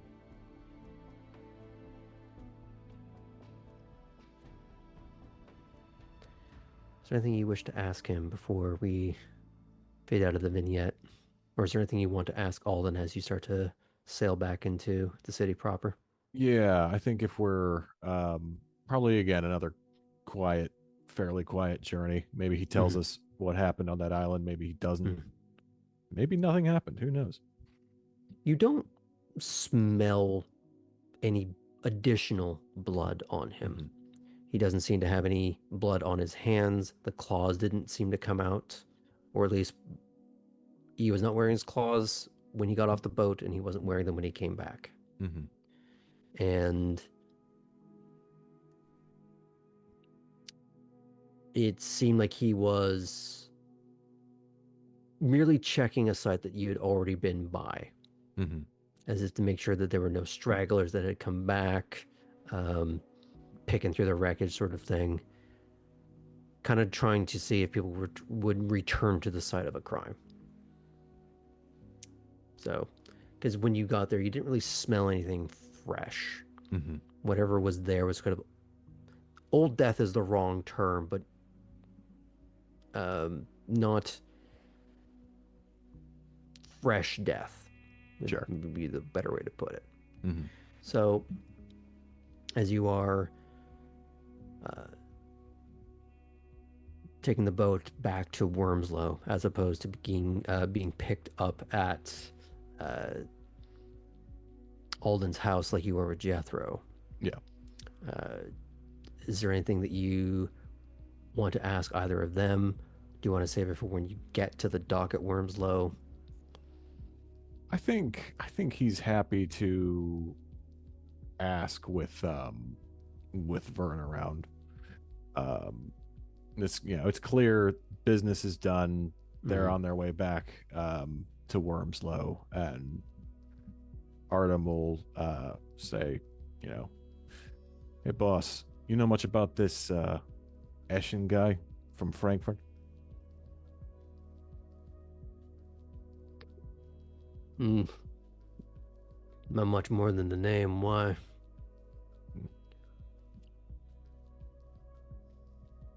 We've been hanging out with Cora more. One thought it might be smart to figure out the person she's connected to.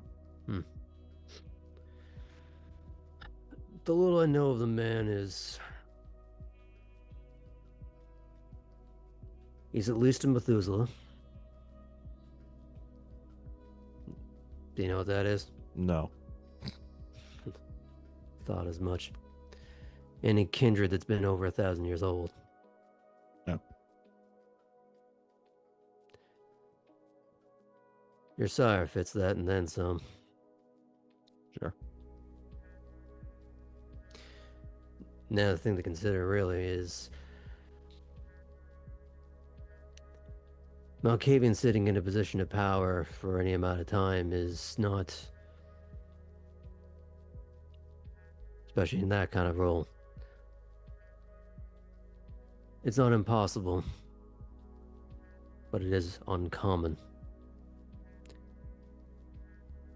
Especially in a older, more established area, one that is more predominantly Ventru. Some not to be fucked around with.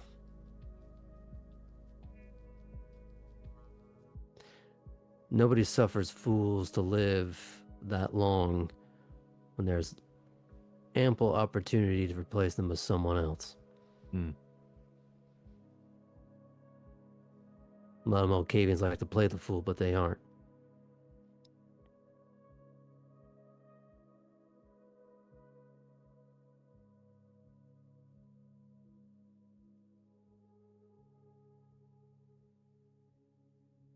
Well, don't fuck around with Cora. Got it.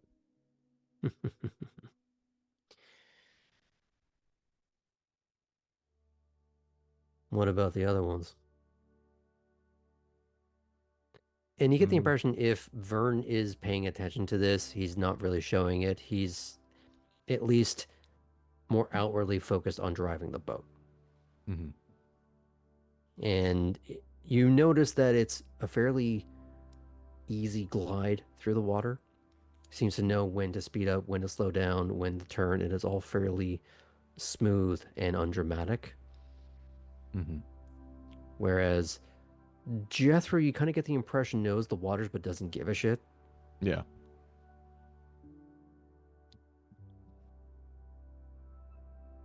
So about the others.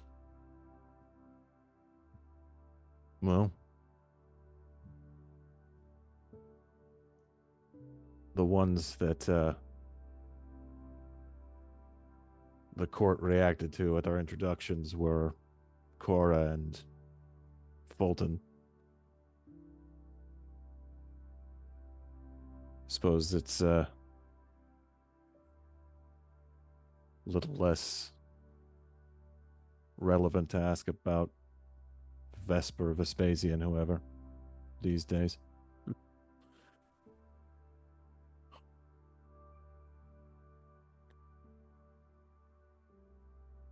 The other ones didn't seem like they got, well, I suppose Poppy's sire got a reaction.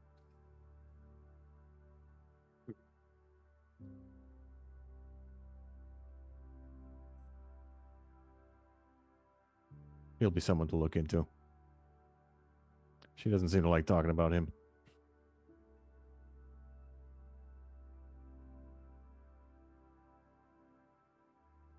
And that's when he does look at you a little more seriously for a moment. And if he seems concerned or embarrassed about asking the question in front of Vern, he's not showing it. Mm. What about Chris?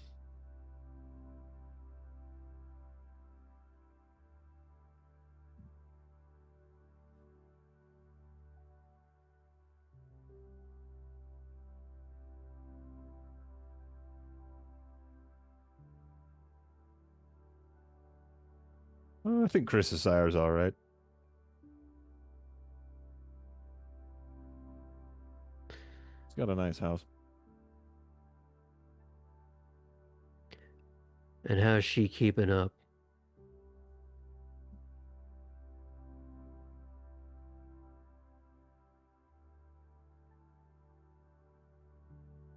She's doing okay. She's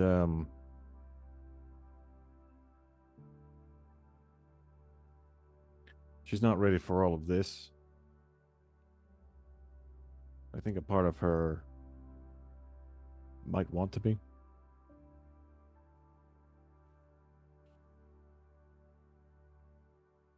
She's been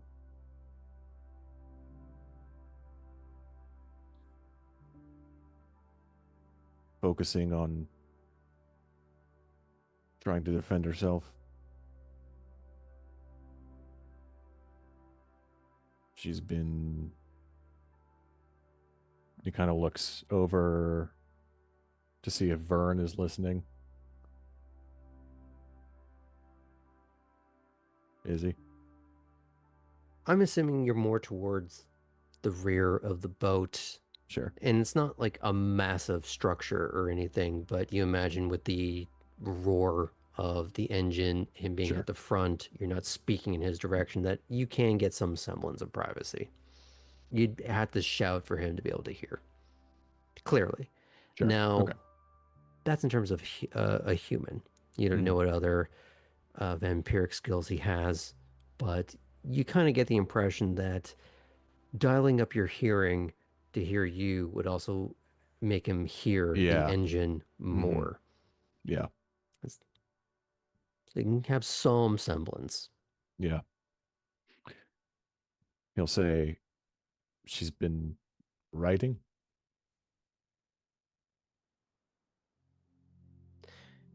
He seems to be drumming on his forearm as his arms are crossed. Good. I know she was college age.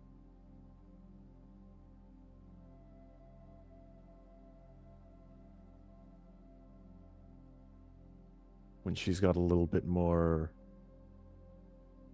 leeway, I think it'd be possible to set her up with like a night school thing or something. I think she'd like that. She'd respond to it.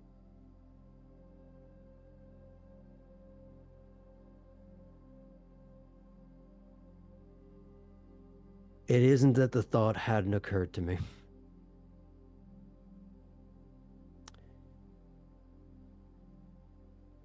But she's needed to get some shit under control before we can put her out into the world that way. Yeah. We also needed to wait a little bit to create some time between the people she might have naturally run into that she might have known. She lived here, didn't she?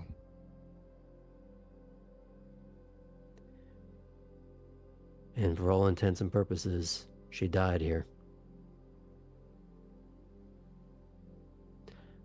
Makes it real fucking awkward for her to walk into class the next day. Yeah. Shit.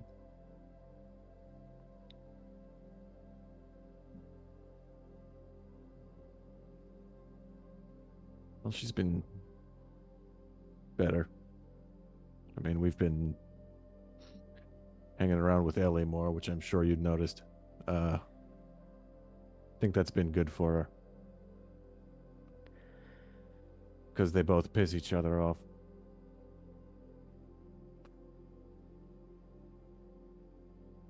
Uh-huh.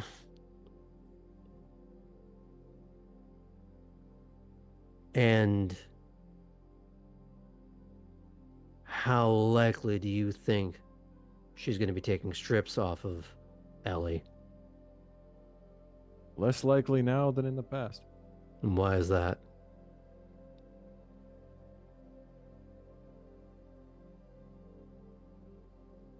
I don't know. I think she's just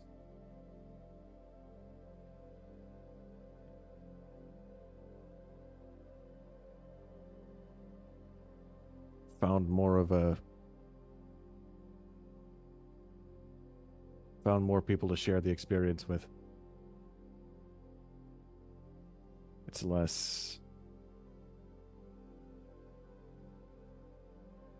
She has more to look forward to. Less to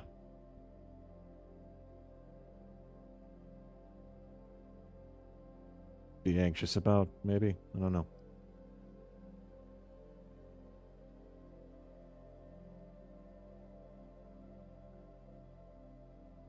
No dog likes to be left chained up in the yard. Oh, sometimes they like to go to the park with the other dogs.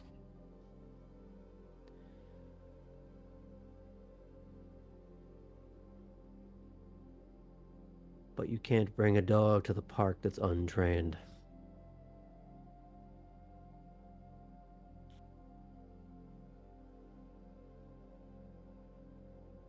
But you think she's getting there? Yeah. I suspect a combination of whatever was going on before mixed with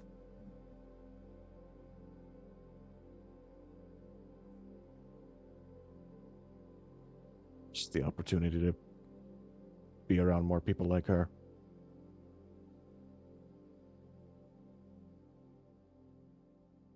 It helps, man.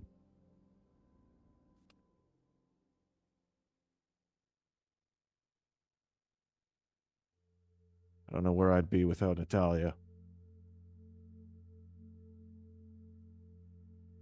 It wasn't because she was, older sister teaching me a bunch of stuff. It was, we were just muddling around figuring shit out together. Hmm.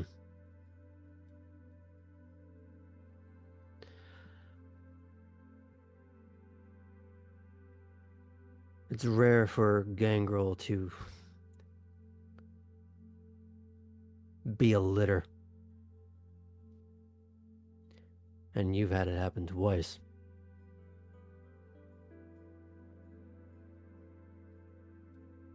I think the old woman might have been onto something with that. Which is elementally ironic considering her propensity for being alone.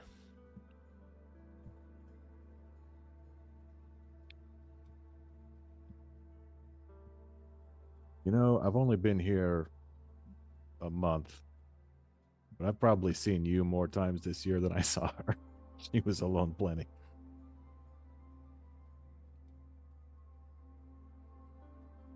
You didn't live in her house. No, that's right. That's why. It Though was that always very being much on her said, terms when we met. that being said, you probably consider that whole forest her house. Oh yeah.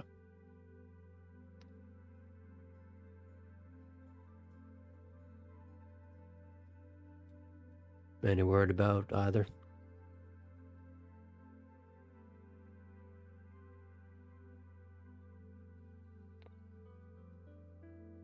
What do you think of oh god, I'm blanking on his name. What do you think of Sokolov?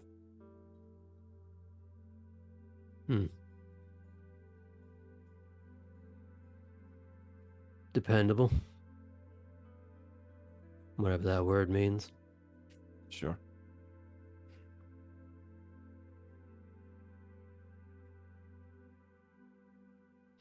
Well, as a professional courtesy, he's looking into it for me. He knows she made landfall in Georgia. I At haven't had enough that, meat since then.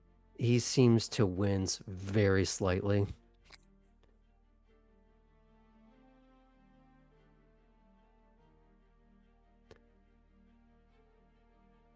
Of course.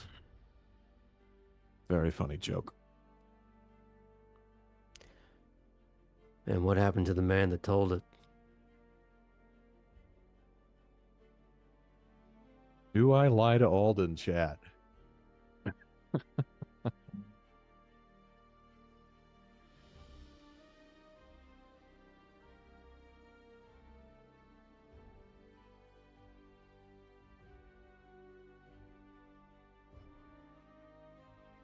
Dead.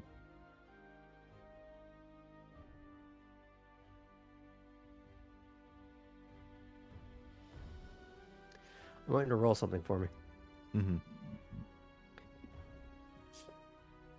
This is not a lie, per se. Not. No, because it is true. It's the truth, the whole truth, and nothing but the... Well, not the whole truth. Not nothing but the truth. It may not be the whole truth, but the monosyllabic statement is wholly true. Mm-hmm.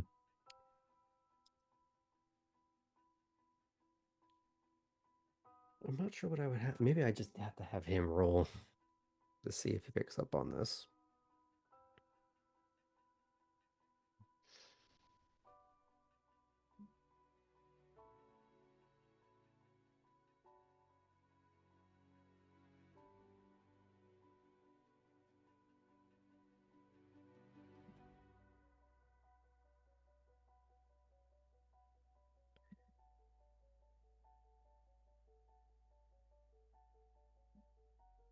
He seems to be staring through you, but in a more passive way.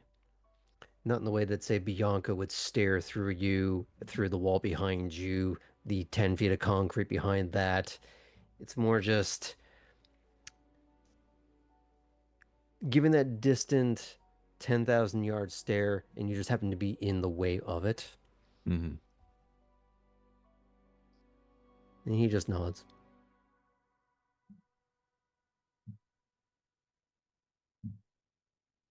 Good.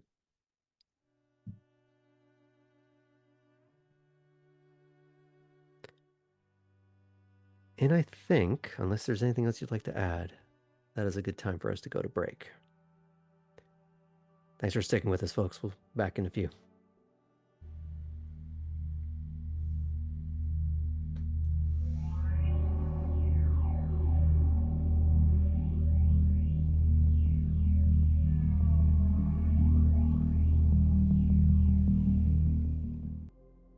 Welcome back, everyone, to the second half here of Savannah by Night. We pick up as some people are beginning to descend on Wormslow and some others are beginning to meet up elsewhere in town. However, Elli has yet to leave the Warrens, as they have This was a great episode, everyone. Good to see you all. This is a lot of fun. Bye-bye now. So, given the tone of the player at the moment, is Elli dragging their feet? No, Smoggles is dragging his feet. Elli is not dragging their feet. Okay. Elli is going to the location. Mm-hmm. Now, the majority of the Warrens are not what people might expect of Nosferatu. They are somewhat of an architectural marvel, mimicking some of the city above it, but making use of the subterranean aspects. A lot of rock and stone and hallways, arches, columns. But as you venture out from the suburbs and start entering the fringes of the uncivilized portions of the Warrens, where it yields to the still rough-hewn rock of the real world. Fewer lights give rise to no lights, aside from the few specular highlights of ambient light trickling in from elsewhere. The hidden little holes, slats, and sewer holes that lead in over time, reflecting and refracting. But in the dim light is a monstrous silhouette.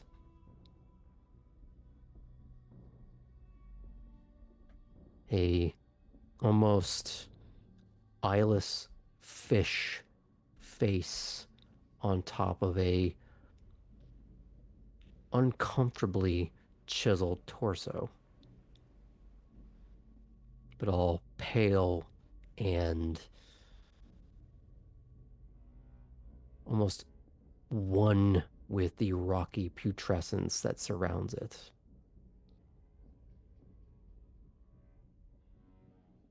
Ammon does not say anything because he has already said the one word that is needed to prompt a response out of you.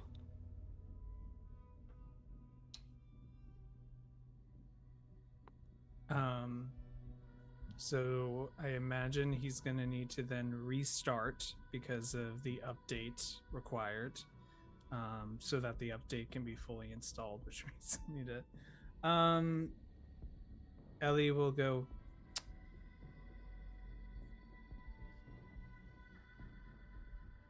Is there a particular subject you'd like me to begin on?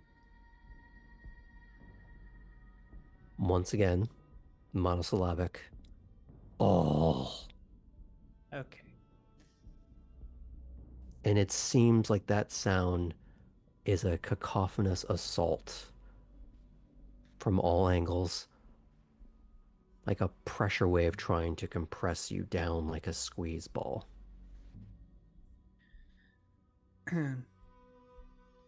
Well, the House of Toreador seems to be having a little bit of a struggle is a little bit harsh of a word, but there certainly seems to be lines being drawn between the Primogen and, well, former Primogen of the Toreadors. It seems that with recent events, Clarice might have waken up to been reactivated in a way.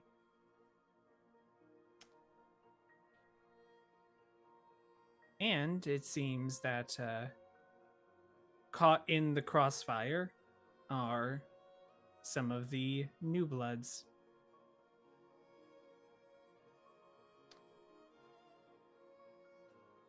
They are certainly in Lore's crosshairs, shall we say.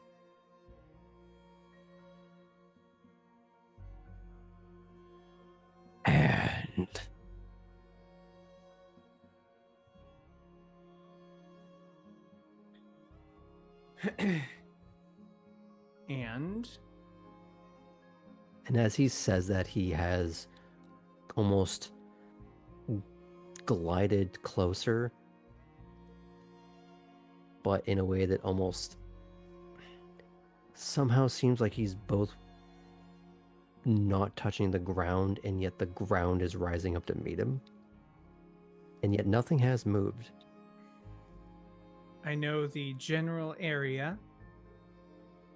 I have an idea of the general area where two of the new bloods might be residing.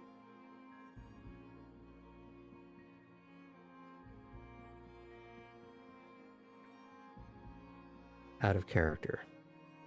That is not exactly the truth.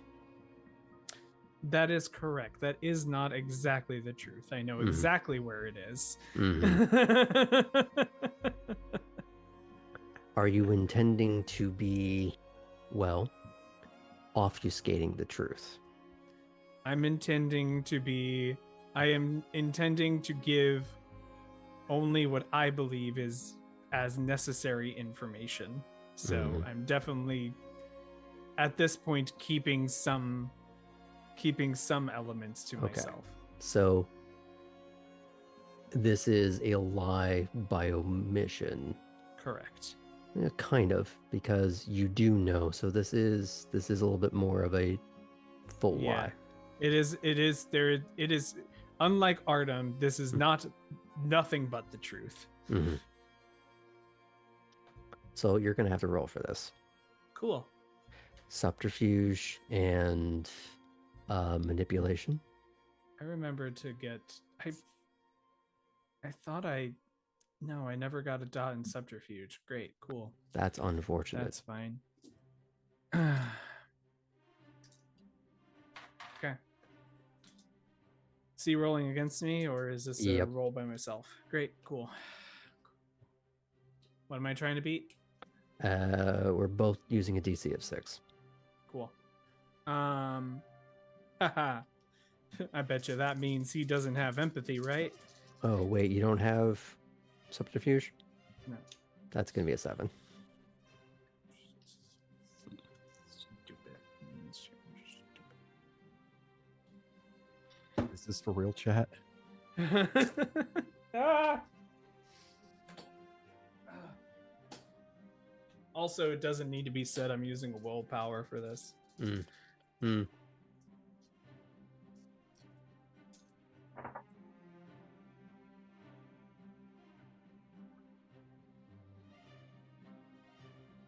4 successes. 4 successes.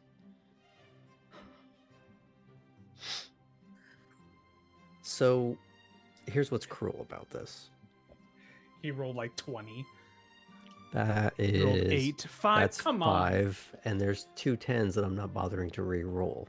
How I'm going to adjudicate this is your poker face has gotten better. But this is a person that does not rely upon the physiological. They don't see in the typical way. They are perhaps smelling that lie, tasting it in the air.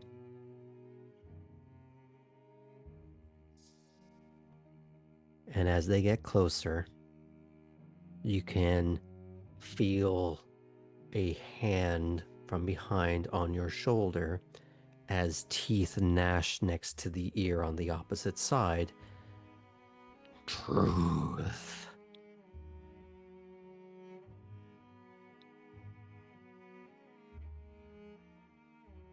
I have been to both of their domains.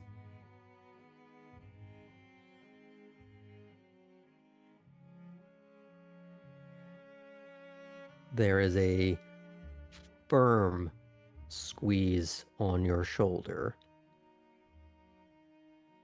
and it feels as though you are being gripped by rebar in slowly but surely setting concrete.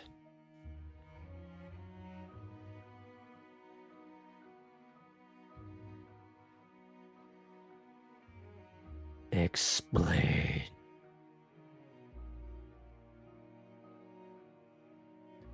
The confrontation with Laura and the New Bloods happened at one of the domains, and the other one was used as a meeting place for us to chat afterwards.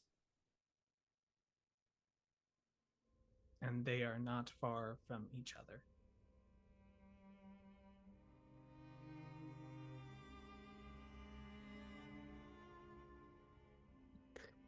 The hand does relent And as he unstoops to his full height once again, but standing behind you,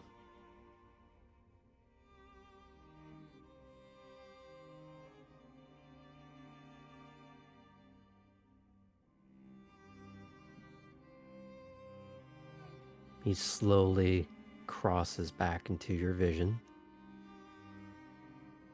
not looking in your direction.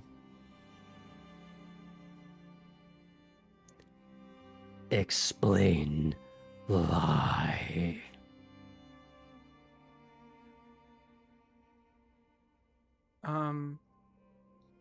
Graham, I would Yes. like to. I understand this is probably going to be an impossible role, but part of what I'm trying to read here is. Oh, you're trying to read something. Yes. What I'm trying to read here is how much of the information that I've given him seems to be a surprise to him. Okay. You do still have to answer his prompt, but I will allow you the roll. Yeah. No. I will obviously allow that, but it's kind of.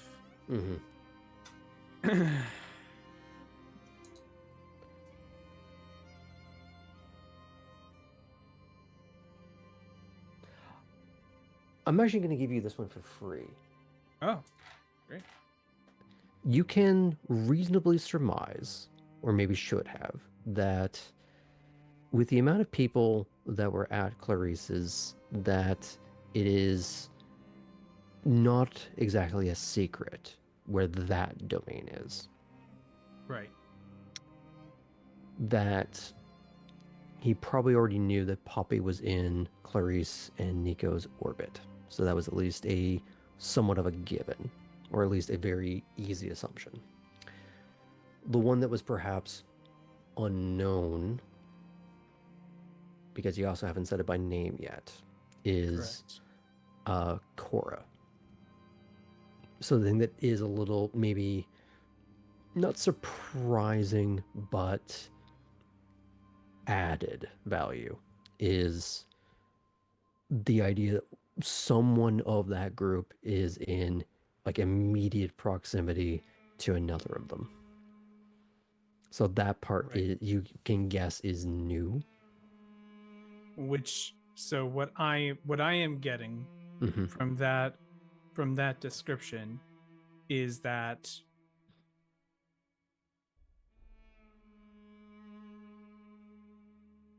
in certain respects, unless he gets information from other sources, he is a little bit, for lack of a better term, blind to what's kind of happening above ground. That is an assumption you can make. Is it a good assumption? I'm not saying it's a good assumption or bad assumption, but the fact that the thing here's that he here's what I'll seems have to you roll for instead. Okay. I'm gonna have you do perception empathy. Hey, I have empathy now, so kudos. Thank you. I am going to have you roll this at a 9. Cool. Because of his features are so alien. Yep. Do you want to roll or add willpower to this? Or do you feel confident that you could break the threshold? What I'm going to say is that I think me knowing that information is not necessarily going to give me a huge leg up, but it would be a nice little bonus. So I would say I'm going to try to this, preserve some of for your edification, is there's a purpose behind the question, and the purpose behind what you're rolling. You could learn something quite valuable here. Okay. So whether or not you want to, bet on this particular truth gotcha is really on you. Okay. All right, I'm using the willpower. You've convinced me. Hey, Ah, who got him, else has folks. who else has used 3 willpower in 2 hours? This guy over here.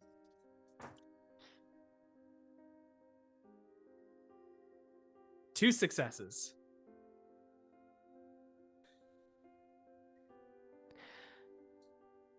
Here's the thing, he's maybe inadvertently or maybe very intentionally letting you understand in the way that he is asking the question. You can presume there are things that he already knows. And he's testing whether or not you are forthcoming and useful or you're holding back. He already knows some things. You don't know which things, but it's very clear that he already knows at least enough of the broad strokes and maybe enough details. It's more a case of the fidelity of the agent that he is cultivating. So now, what you are left with is he knows maybe enough of the answer to the question he is asking to test you. He maybe doesn't know the full answer, but enough of it. Mm-hmm.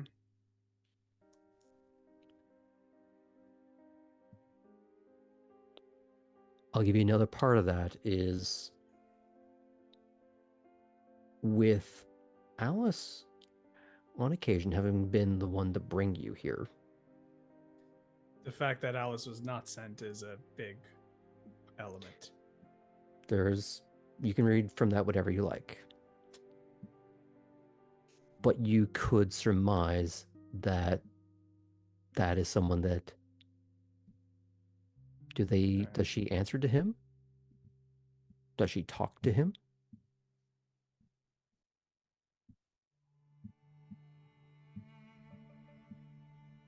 Putting that one in the back.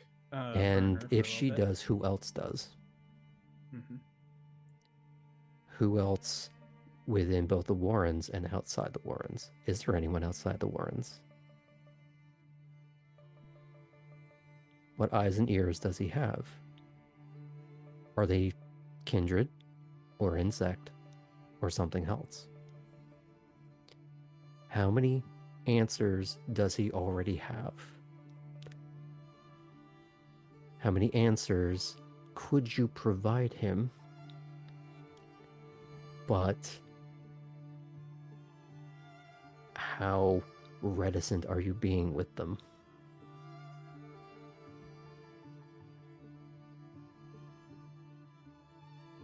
What I will give you further in this is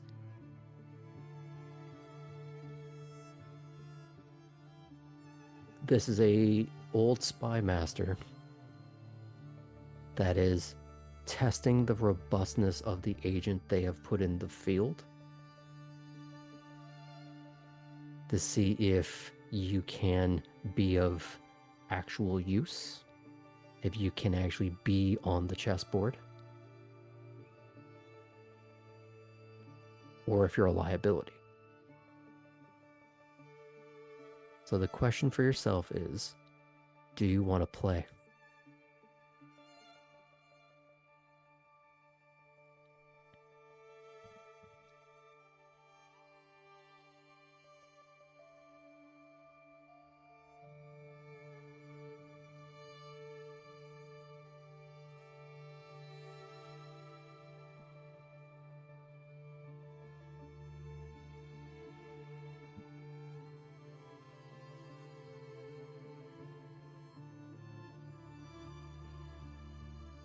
I got a bit protective.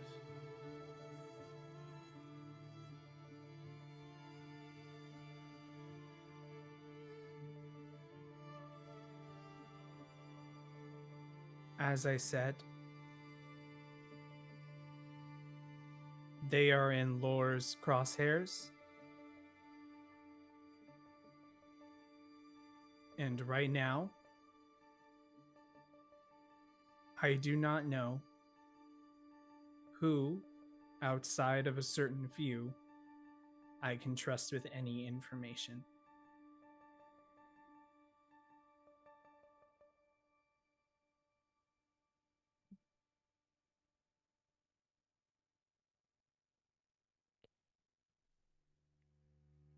Good. But as he steps closer, misplaced distrust.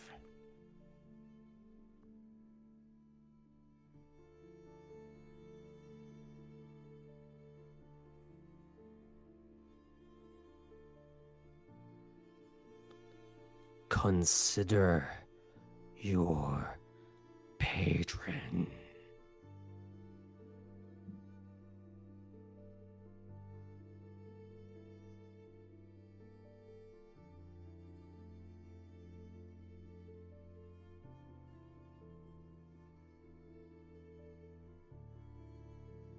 Just in terms of the hierarchy, wouldn't that be my own primogen?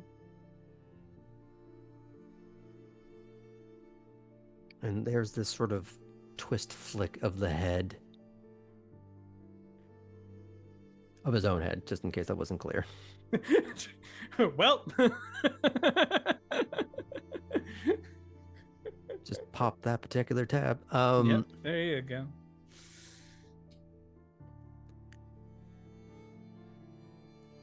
Irrelevant.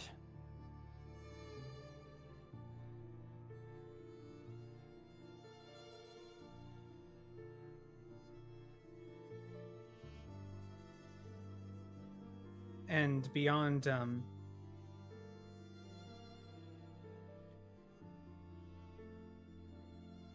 so beyond my own, well,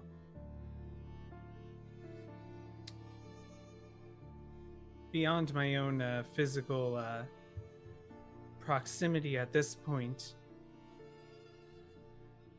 how exactly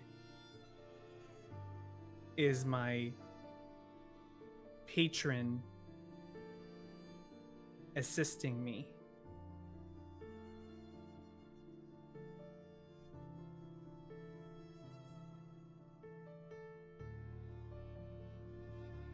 There's a moment when that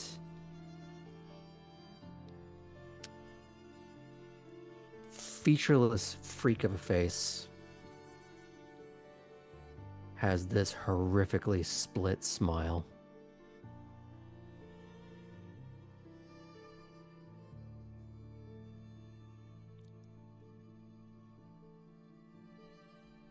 And he leans in, and that horrific serrated maw seems to eclipse your vision.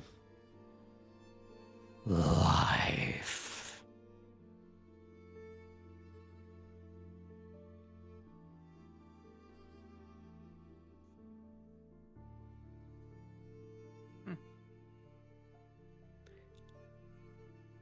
And as the features fixate on you, the walls almost seem to scintillate, and for a moment you can see the layers of iridescent chitin that make them up.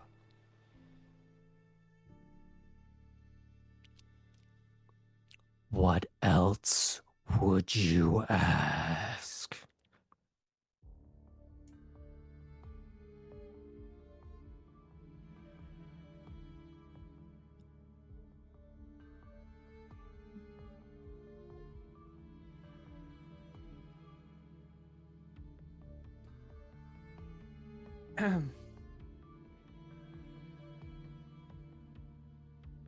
Sorry, Smuggles is taking a minute to find out how brave he's going to be right now.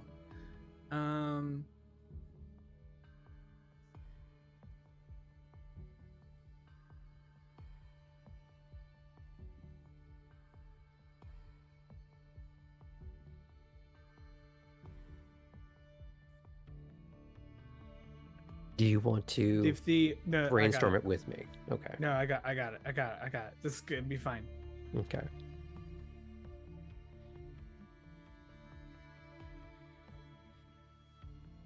If we want to keep your targets alive, potentially,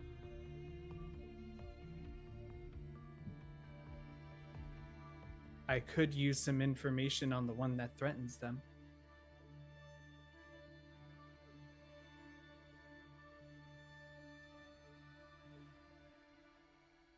He seems to gesture out as if asking what information.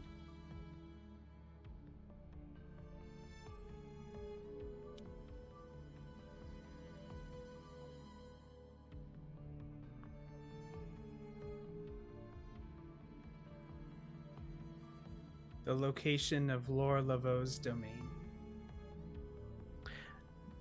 Out of character. You already Out know of her character. domain. You mean Haven. Haven. That's what I meant. Okay, just wanted to be sure. Yep.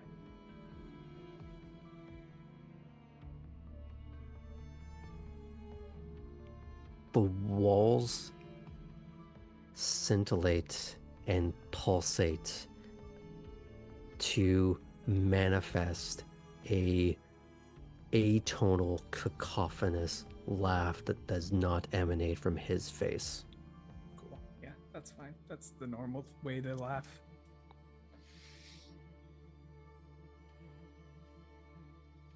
That's how I laugh all the time. Go.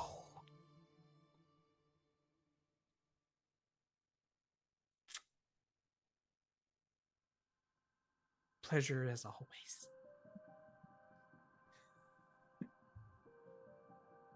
And Elli will calmly walk from that location. Hmm. Sam, how you doing? You okay? That's fine. Sorry, I should check. Does Elli have all their limbs after that? Can I do a like head, You knees, and leave toes? with lesser blood. No. Oh, great. Yeah. Mm-hmm. But we are going to take a small step back as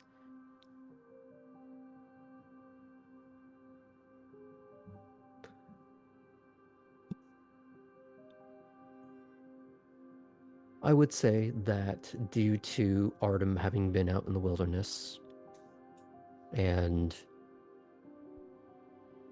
people having to meet back at Wormslow in order to go anywhere,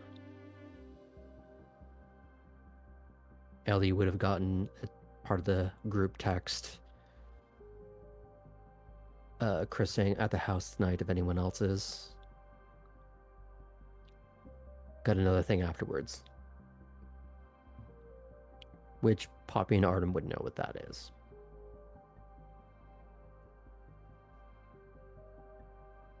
But as you... Well, for one thing, is Ellie going to head there or do they have another pressing appointment?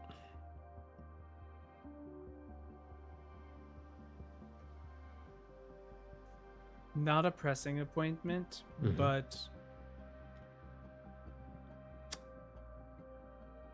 might have an excuse to go scrapping with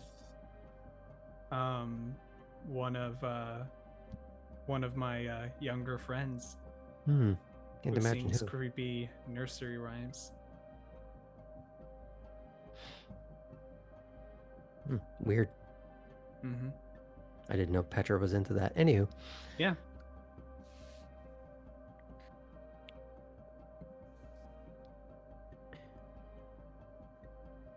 But sorry, would you be heading to Wormslow or you're filing that away for later? Just want to be sure where people are going to be before I move on. I will head to Wormslow. Mhm. Yeah. A way that I think maybe we could have your cake and eat it too is that Alice doesn't seem to go to Wormslow very often. Oh yeah, I could ask Alice if she wants to ride there. And because you want to go scrapping or just take her to the house. Mm-hmm. And I'll Well, say that's for bad the music to have when. I'll say for the sake of expedience, there is an immediate exuberance.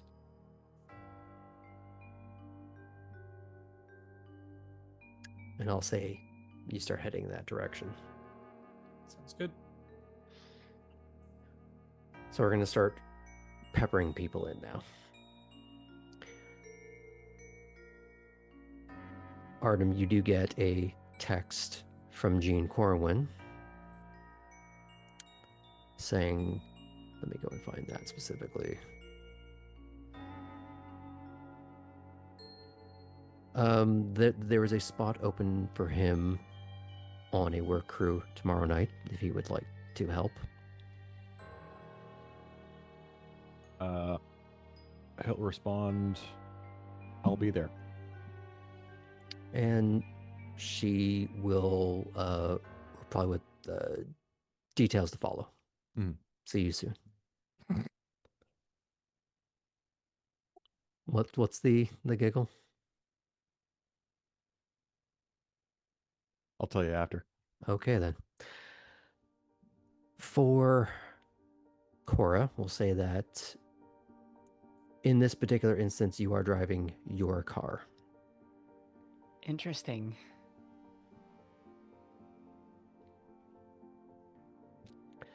And I'm going to share this with chat because it's funny. I realized due to what Martel was sending me, I said DTF, which, for all you know, possible.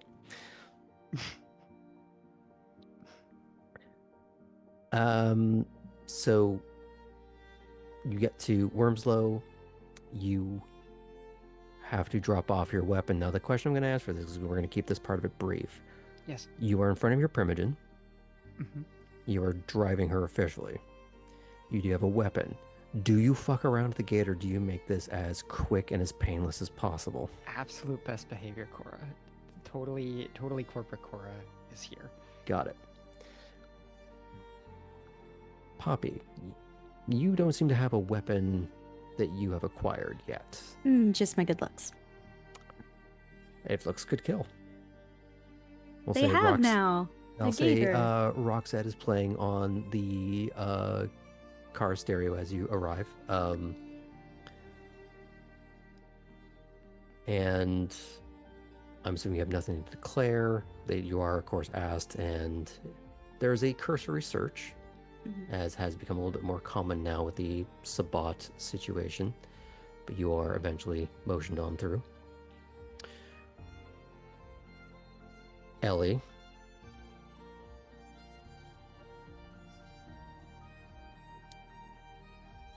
You have weapons on you, or at least one, I'm assuming, or did you bring it with you?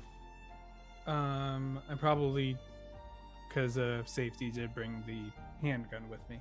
Okay. I'm assuming that you are telling them all about it. You're maybe even like handing it over in a small lockbox already, kind of thing, just to try and make this as quick as possible. That's partially because I don't want Alice accessing it. Smart.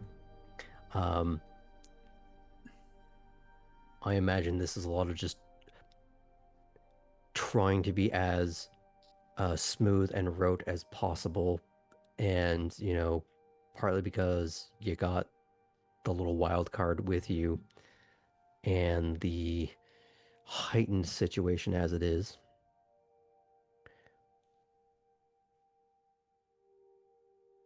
You go through effortlessly. Artem, you would have arrived with Chris earlier and gotten on the boat with Vern and Alden.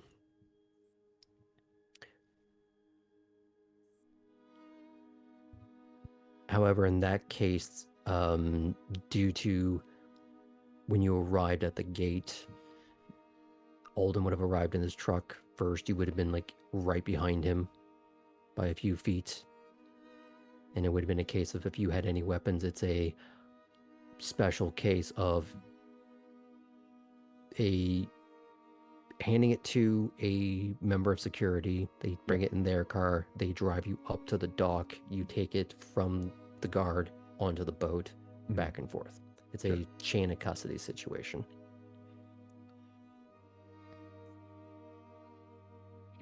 Probably didn't bring the gun, but I think at this point it makes sense that he probably would have made more stakes. So that's probably what he's bringing. Yeah. And I would have said once you got to the docks, the reverse happens where Alden would order one of the nearby guards, take these, give it to this person, so on and so forth. Alden would be going into the main house. While a few of you have meetings here, you do have a moment to coalesce if you would like.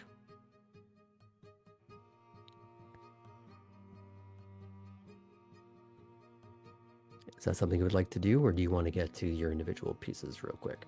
Shall we coalesce? Yeah, let's coalesce. Gazebos.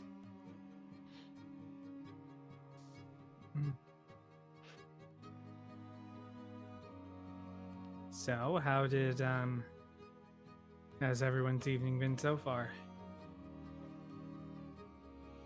Pretty good. Little art curation, which is fun. Ah, that sounds nice. Yeah. So What about yours? Chris is sitting up on like the railing of the gazebo, back to the water.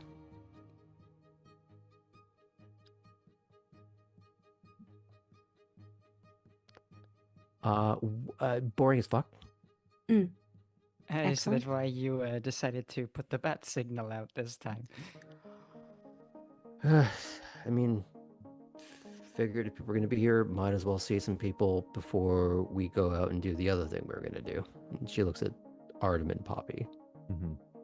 Yeah. We're about to get swole. Poppy looks over at Elli and Cora and makes a muscle. And back to the classroom. Yeah. You all have a lot of fun. I've, been doing the swordswomanship training, so... Ooh. Good. We gotta get you a fancy, like, Regency duster coat or something. I would be very okay with this. Yeah. That would be a vibe. What have you been up to, Elli? Oh, doing some digging and all of that, Like, literally? No. I mean, I don't know.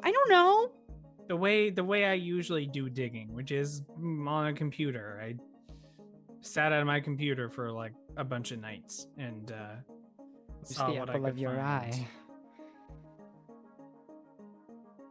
Well, it's a little bit of a,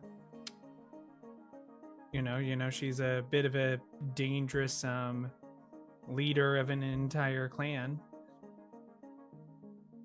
Oh, right. You were gonna have me look something up. Well, I've done a little bit of digging, but I actually may need some help in finding more information on who has access to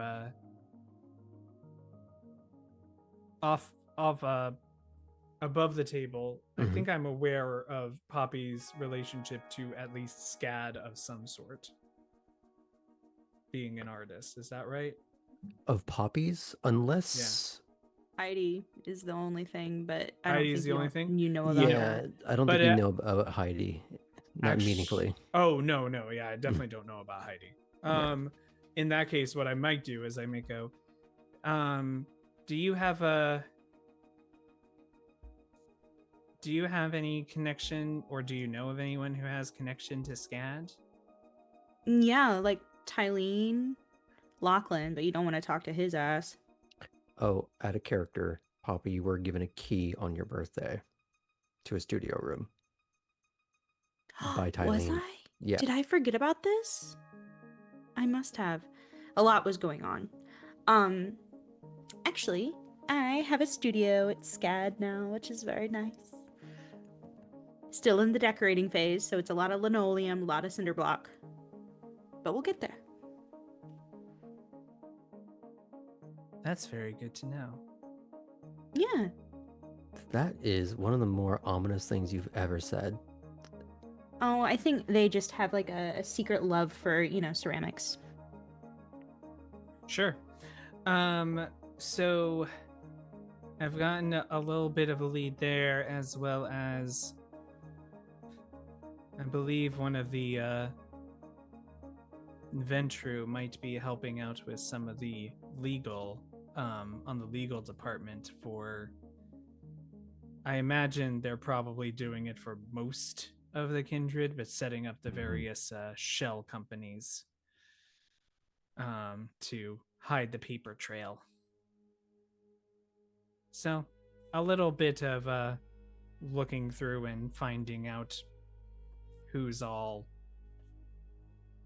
Wait, which who's real one? and who's not. Rudlow? Okay, that makes sense. I mean, she does kind of look around. I mean, one person you might want to keep in mind is Edward. Well, I know Edward, he works with a lot of the individual stuff. Does he do a lot of the whole bigger business side of things? I don't know, but more the question is, why wouldn't he if he could? Forgery's forgery, right? Mm-hmm. And this whole thing's making something look legitimate. Mm-hmm. That's true. A lot of these involve either sneaking around in their areas or trying to ask them without asking them. Yeah, What if not my you area. ask Lila? I know Lila's done work with Edward. Sorry, that was weird that I said Ed. Yeah, it's weird You not to know? call him Mr. Ed's Hezekiah. like in another building, just like, did someone call me That felt wrong. It felt wrong, right? Okay, yeah. I don't know. It felt a little too familiar. Anyway, but could you ask Lila? I could ask Lila. Heck, Lila might even give me more exact names if she knows any. She might get a kick out of it anyway, even the ask. Mm-hmm. She might want a weird favor though. Who knows? Now I just have to absolutely destroy her in one of the games she loves, and I'll just be fine. Oh. That's you not do that? right. Oh yeah, Chris and I had the same thought. Yeah, make it 3 of us. Oh, Why, what'd you- okay. What did you think? What? We'll tell you when you're older. And do you know what's character growth? I did not push Chris off of the gazebo into the river. That The was above moment the you table. even That was- moved, if there was a moment of movement, she would have just like reached for Ellie, like, I'm taking you with me.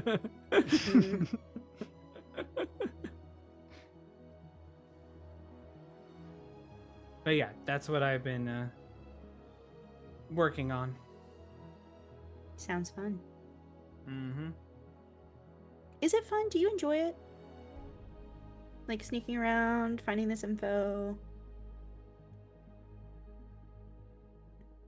I mean, yeah, it's what I do. Yeah, but that's not enjoying it. Is it just what you do? Or do you like really get a kick out of it?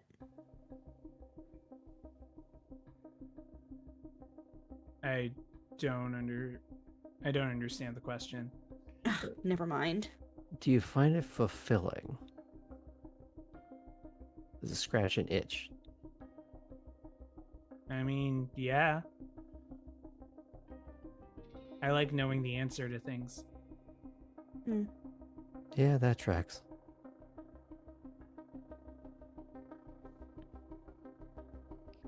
What have you been up to this evening, Artem? Out on the boat with the boss. Boss boat boy time. Mm-hmm. Didn't find anything crazy. That's maybe good, right? Right. Is that good? So, not just boating for fun.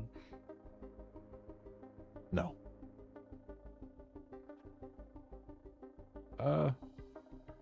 It might be good. Might mean they're getting smarter. Yeah, sort of hard to know when things are over, huh? Yeah. Or at least, from what Mathilda was saying, not over, but calmed down. I think, unfortunately, things never really are over. The question is, do I need to worry about the next day, the next week, the next month? All right. Cora's gonna kind of glance over at Chris when Artem talks about being concerned if he has to worry for any amount of time. There's a very sort of listless expression where she's not really looking in any one direction, slight little tap of the nails on the railing.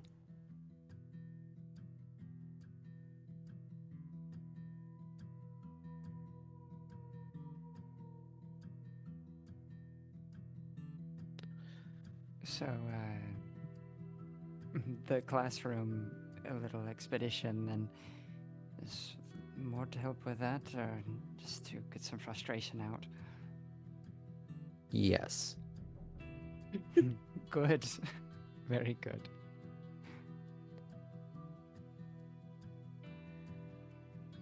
And she looks at Cora and Elli. I mean, I know why the rest of us are meeting up, but what about you two?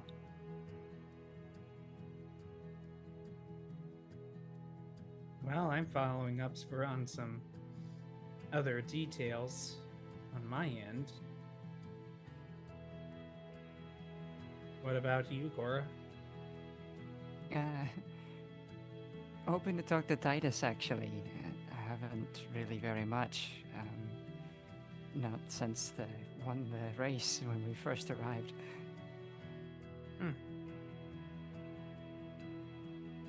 That and, the job. Well, I was going to, I did bring Alice over, and what we usually do is we go scrapping at a certain point for, well, scrapping for scrap metal. Oh, dumpster diving. I've been looking for furniture for my place. I'd maybe like to come with you on one of those trips sometime. Well, we'll probably be going tonight after we're done here if you want to hop on. Maybe I might be a little busy. Sort of attached for the night. How is that going? Oh, my stuff? Yeah. Seems pretty good, I think. I trust it more and more. It feels nice. Little bits, anyway. No major complaints. Play. Drove my own car this time. It was weird having her in the passenger seat right beside me. What music did you play? I've learned that she likes to keep things contemplative, so... Oh, terrifying.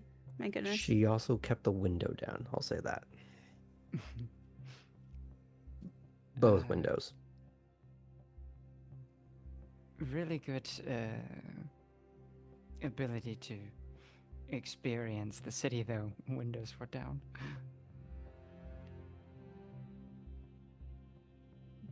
Ability's not the right word. Opportunity.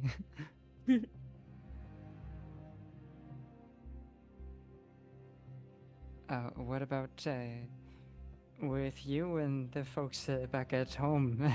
Is everything nice in the mansion? Oh yeah, I mean Artem came over and helped get the office all back to order, so Clarissa's study is once more pristine, um, which is great. That's a very good thing. Yeah, I mean, Nico is his business, and Clarice is doing whatever Clarice does, and yeah. Nico's a Things hell are of a okay. guy. What's that? Said Nico's a hell of a guy. That's one way to put it. Yeah. How So would you put she- it? If hell were a guy, perhaps. I think he seems a little bit fun. Oh, he is, and hell would for the first 30 minutes. So, what do you mean she's doing what she's doing? Is she kind of back to how she was before? Storyteller? She, as far as you have seen, she has not been as distant Mhm. and locked in. There, at the moment, there does seem to be something animated about her. Mm, Still, contemplative, right. and her actions seem methodical and considered.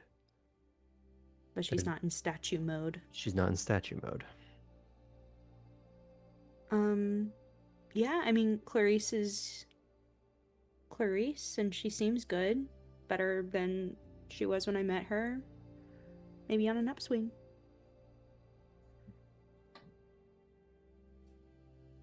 Good. My main concern is if, considering the stuff that happened before, that she would. Part of my concern, of course, is our other friend making a move, but another one is that she would do something to antagonize her further. Oh, I don't know about that. I feel like at this point, her just existing would be antagonizing to our other friend.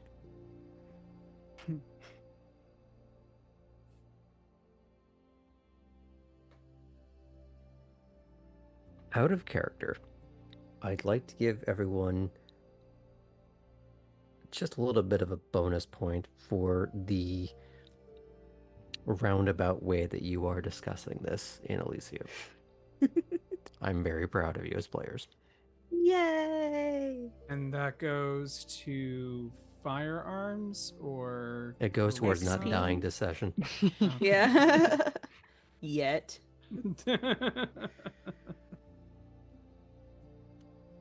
We get to feel a little bit extra good about ourselves before he breaks us all down. Correct. Yeah. Build Aw, us up Luke to was break us learning. down. We build the sandcastle. We destroy the sandcastle. Jimi Hendrix. Back into character. So,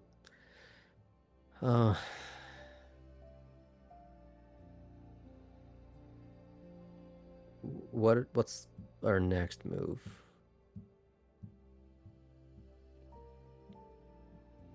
Sure, with all of that. And there's a little bit of a sidelong glance towards Elli. And I will say, out of character, there has been a little bit more of a spearheading of the lore of it all by Elli. So, I'm with it. yeah. Well,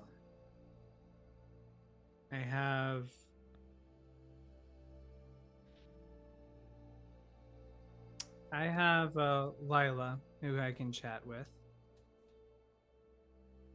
I can also talk to Edward, although if someone else has more of a connection with him, that can also be a route in.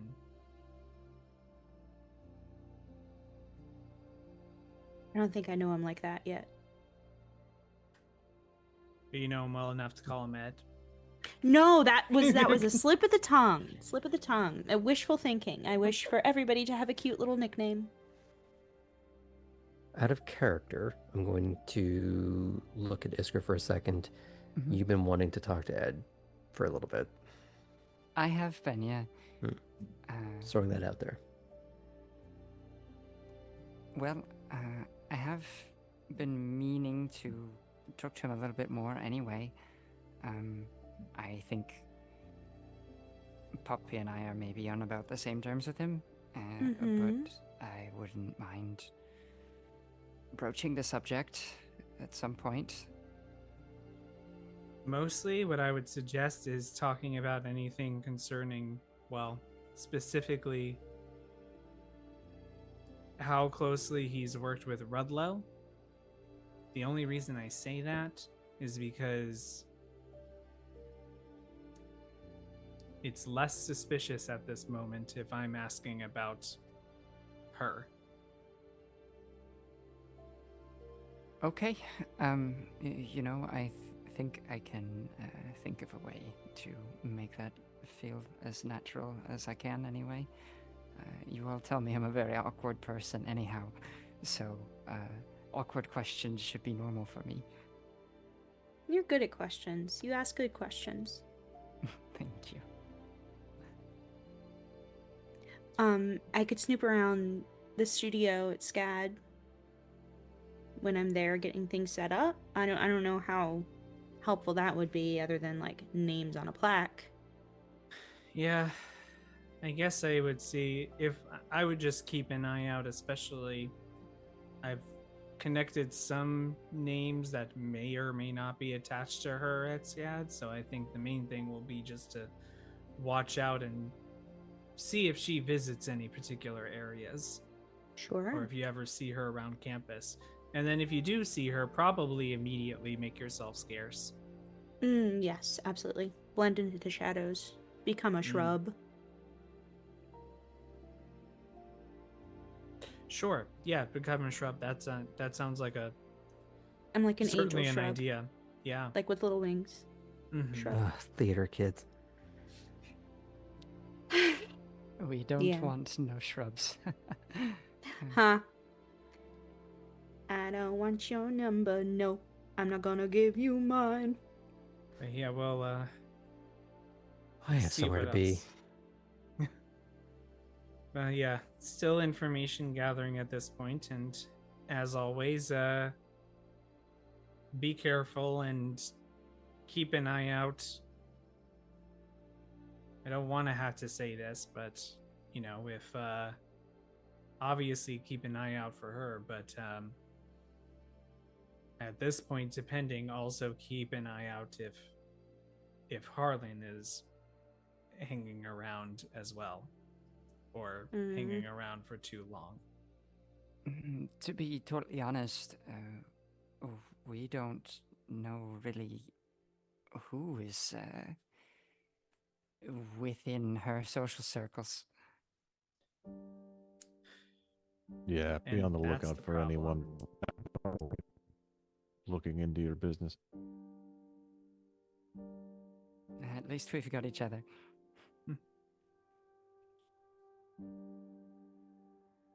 And how many of you are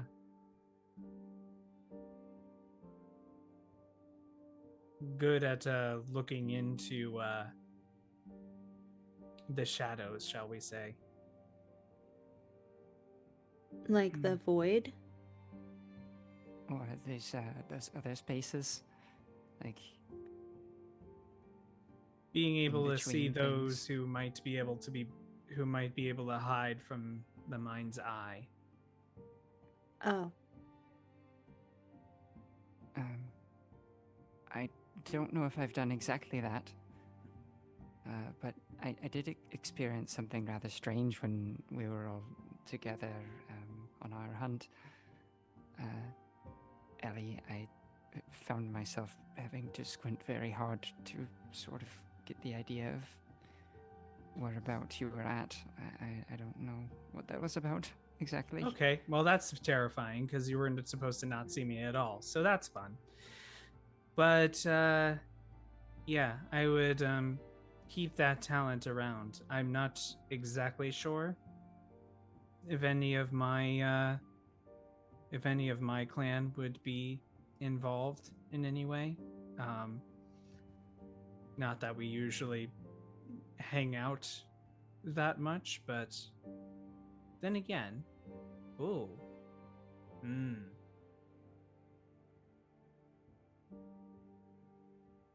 I have someone else I can ask who definitely considers herself very glamorous, and is.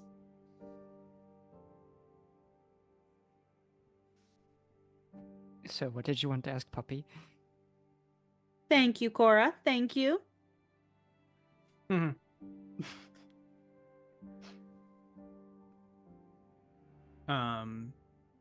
But yes, I think I have at least a few leads to get to, and then last thing is hopefully finding out more, and well, hopefully the entire incursion is also a little less intense in the meantime. I do hope for that too. Before we go off to do our own other things, Cora's gonna pull up the photo of the scavenged table and show it to Artem and Poppy.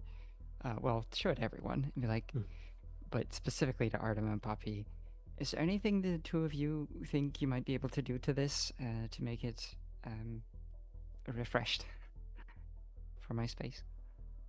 How do you feel about geometric color blocking? Let's do it. I Why think not? on that note, on that exact line, is where we should end for tonight.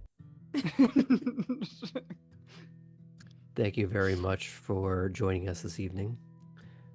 We'll see you again on Wednesday for session 61. And for any of our past episodes of both Savannah and Deadbeats and our Smuggle Screams, you can check us out on YouTube. And any updates on our schedule would be on our Discord. Actually, now that I remember, I believe we're off next week. Is that correct, Sam? Yes, we are off next week. Okay. The week after we'll be back. So we'll be back in 2 weeks from now, and we'll have a little bit of further disruption during August, but that's summer. But thanks for your patience, and if you want to keep track of what changes we're going through on the schedule, come check out our Discord and come hang out. And in the meantime, see you in a little bit.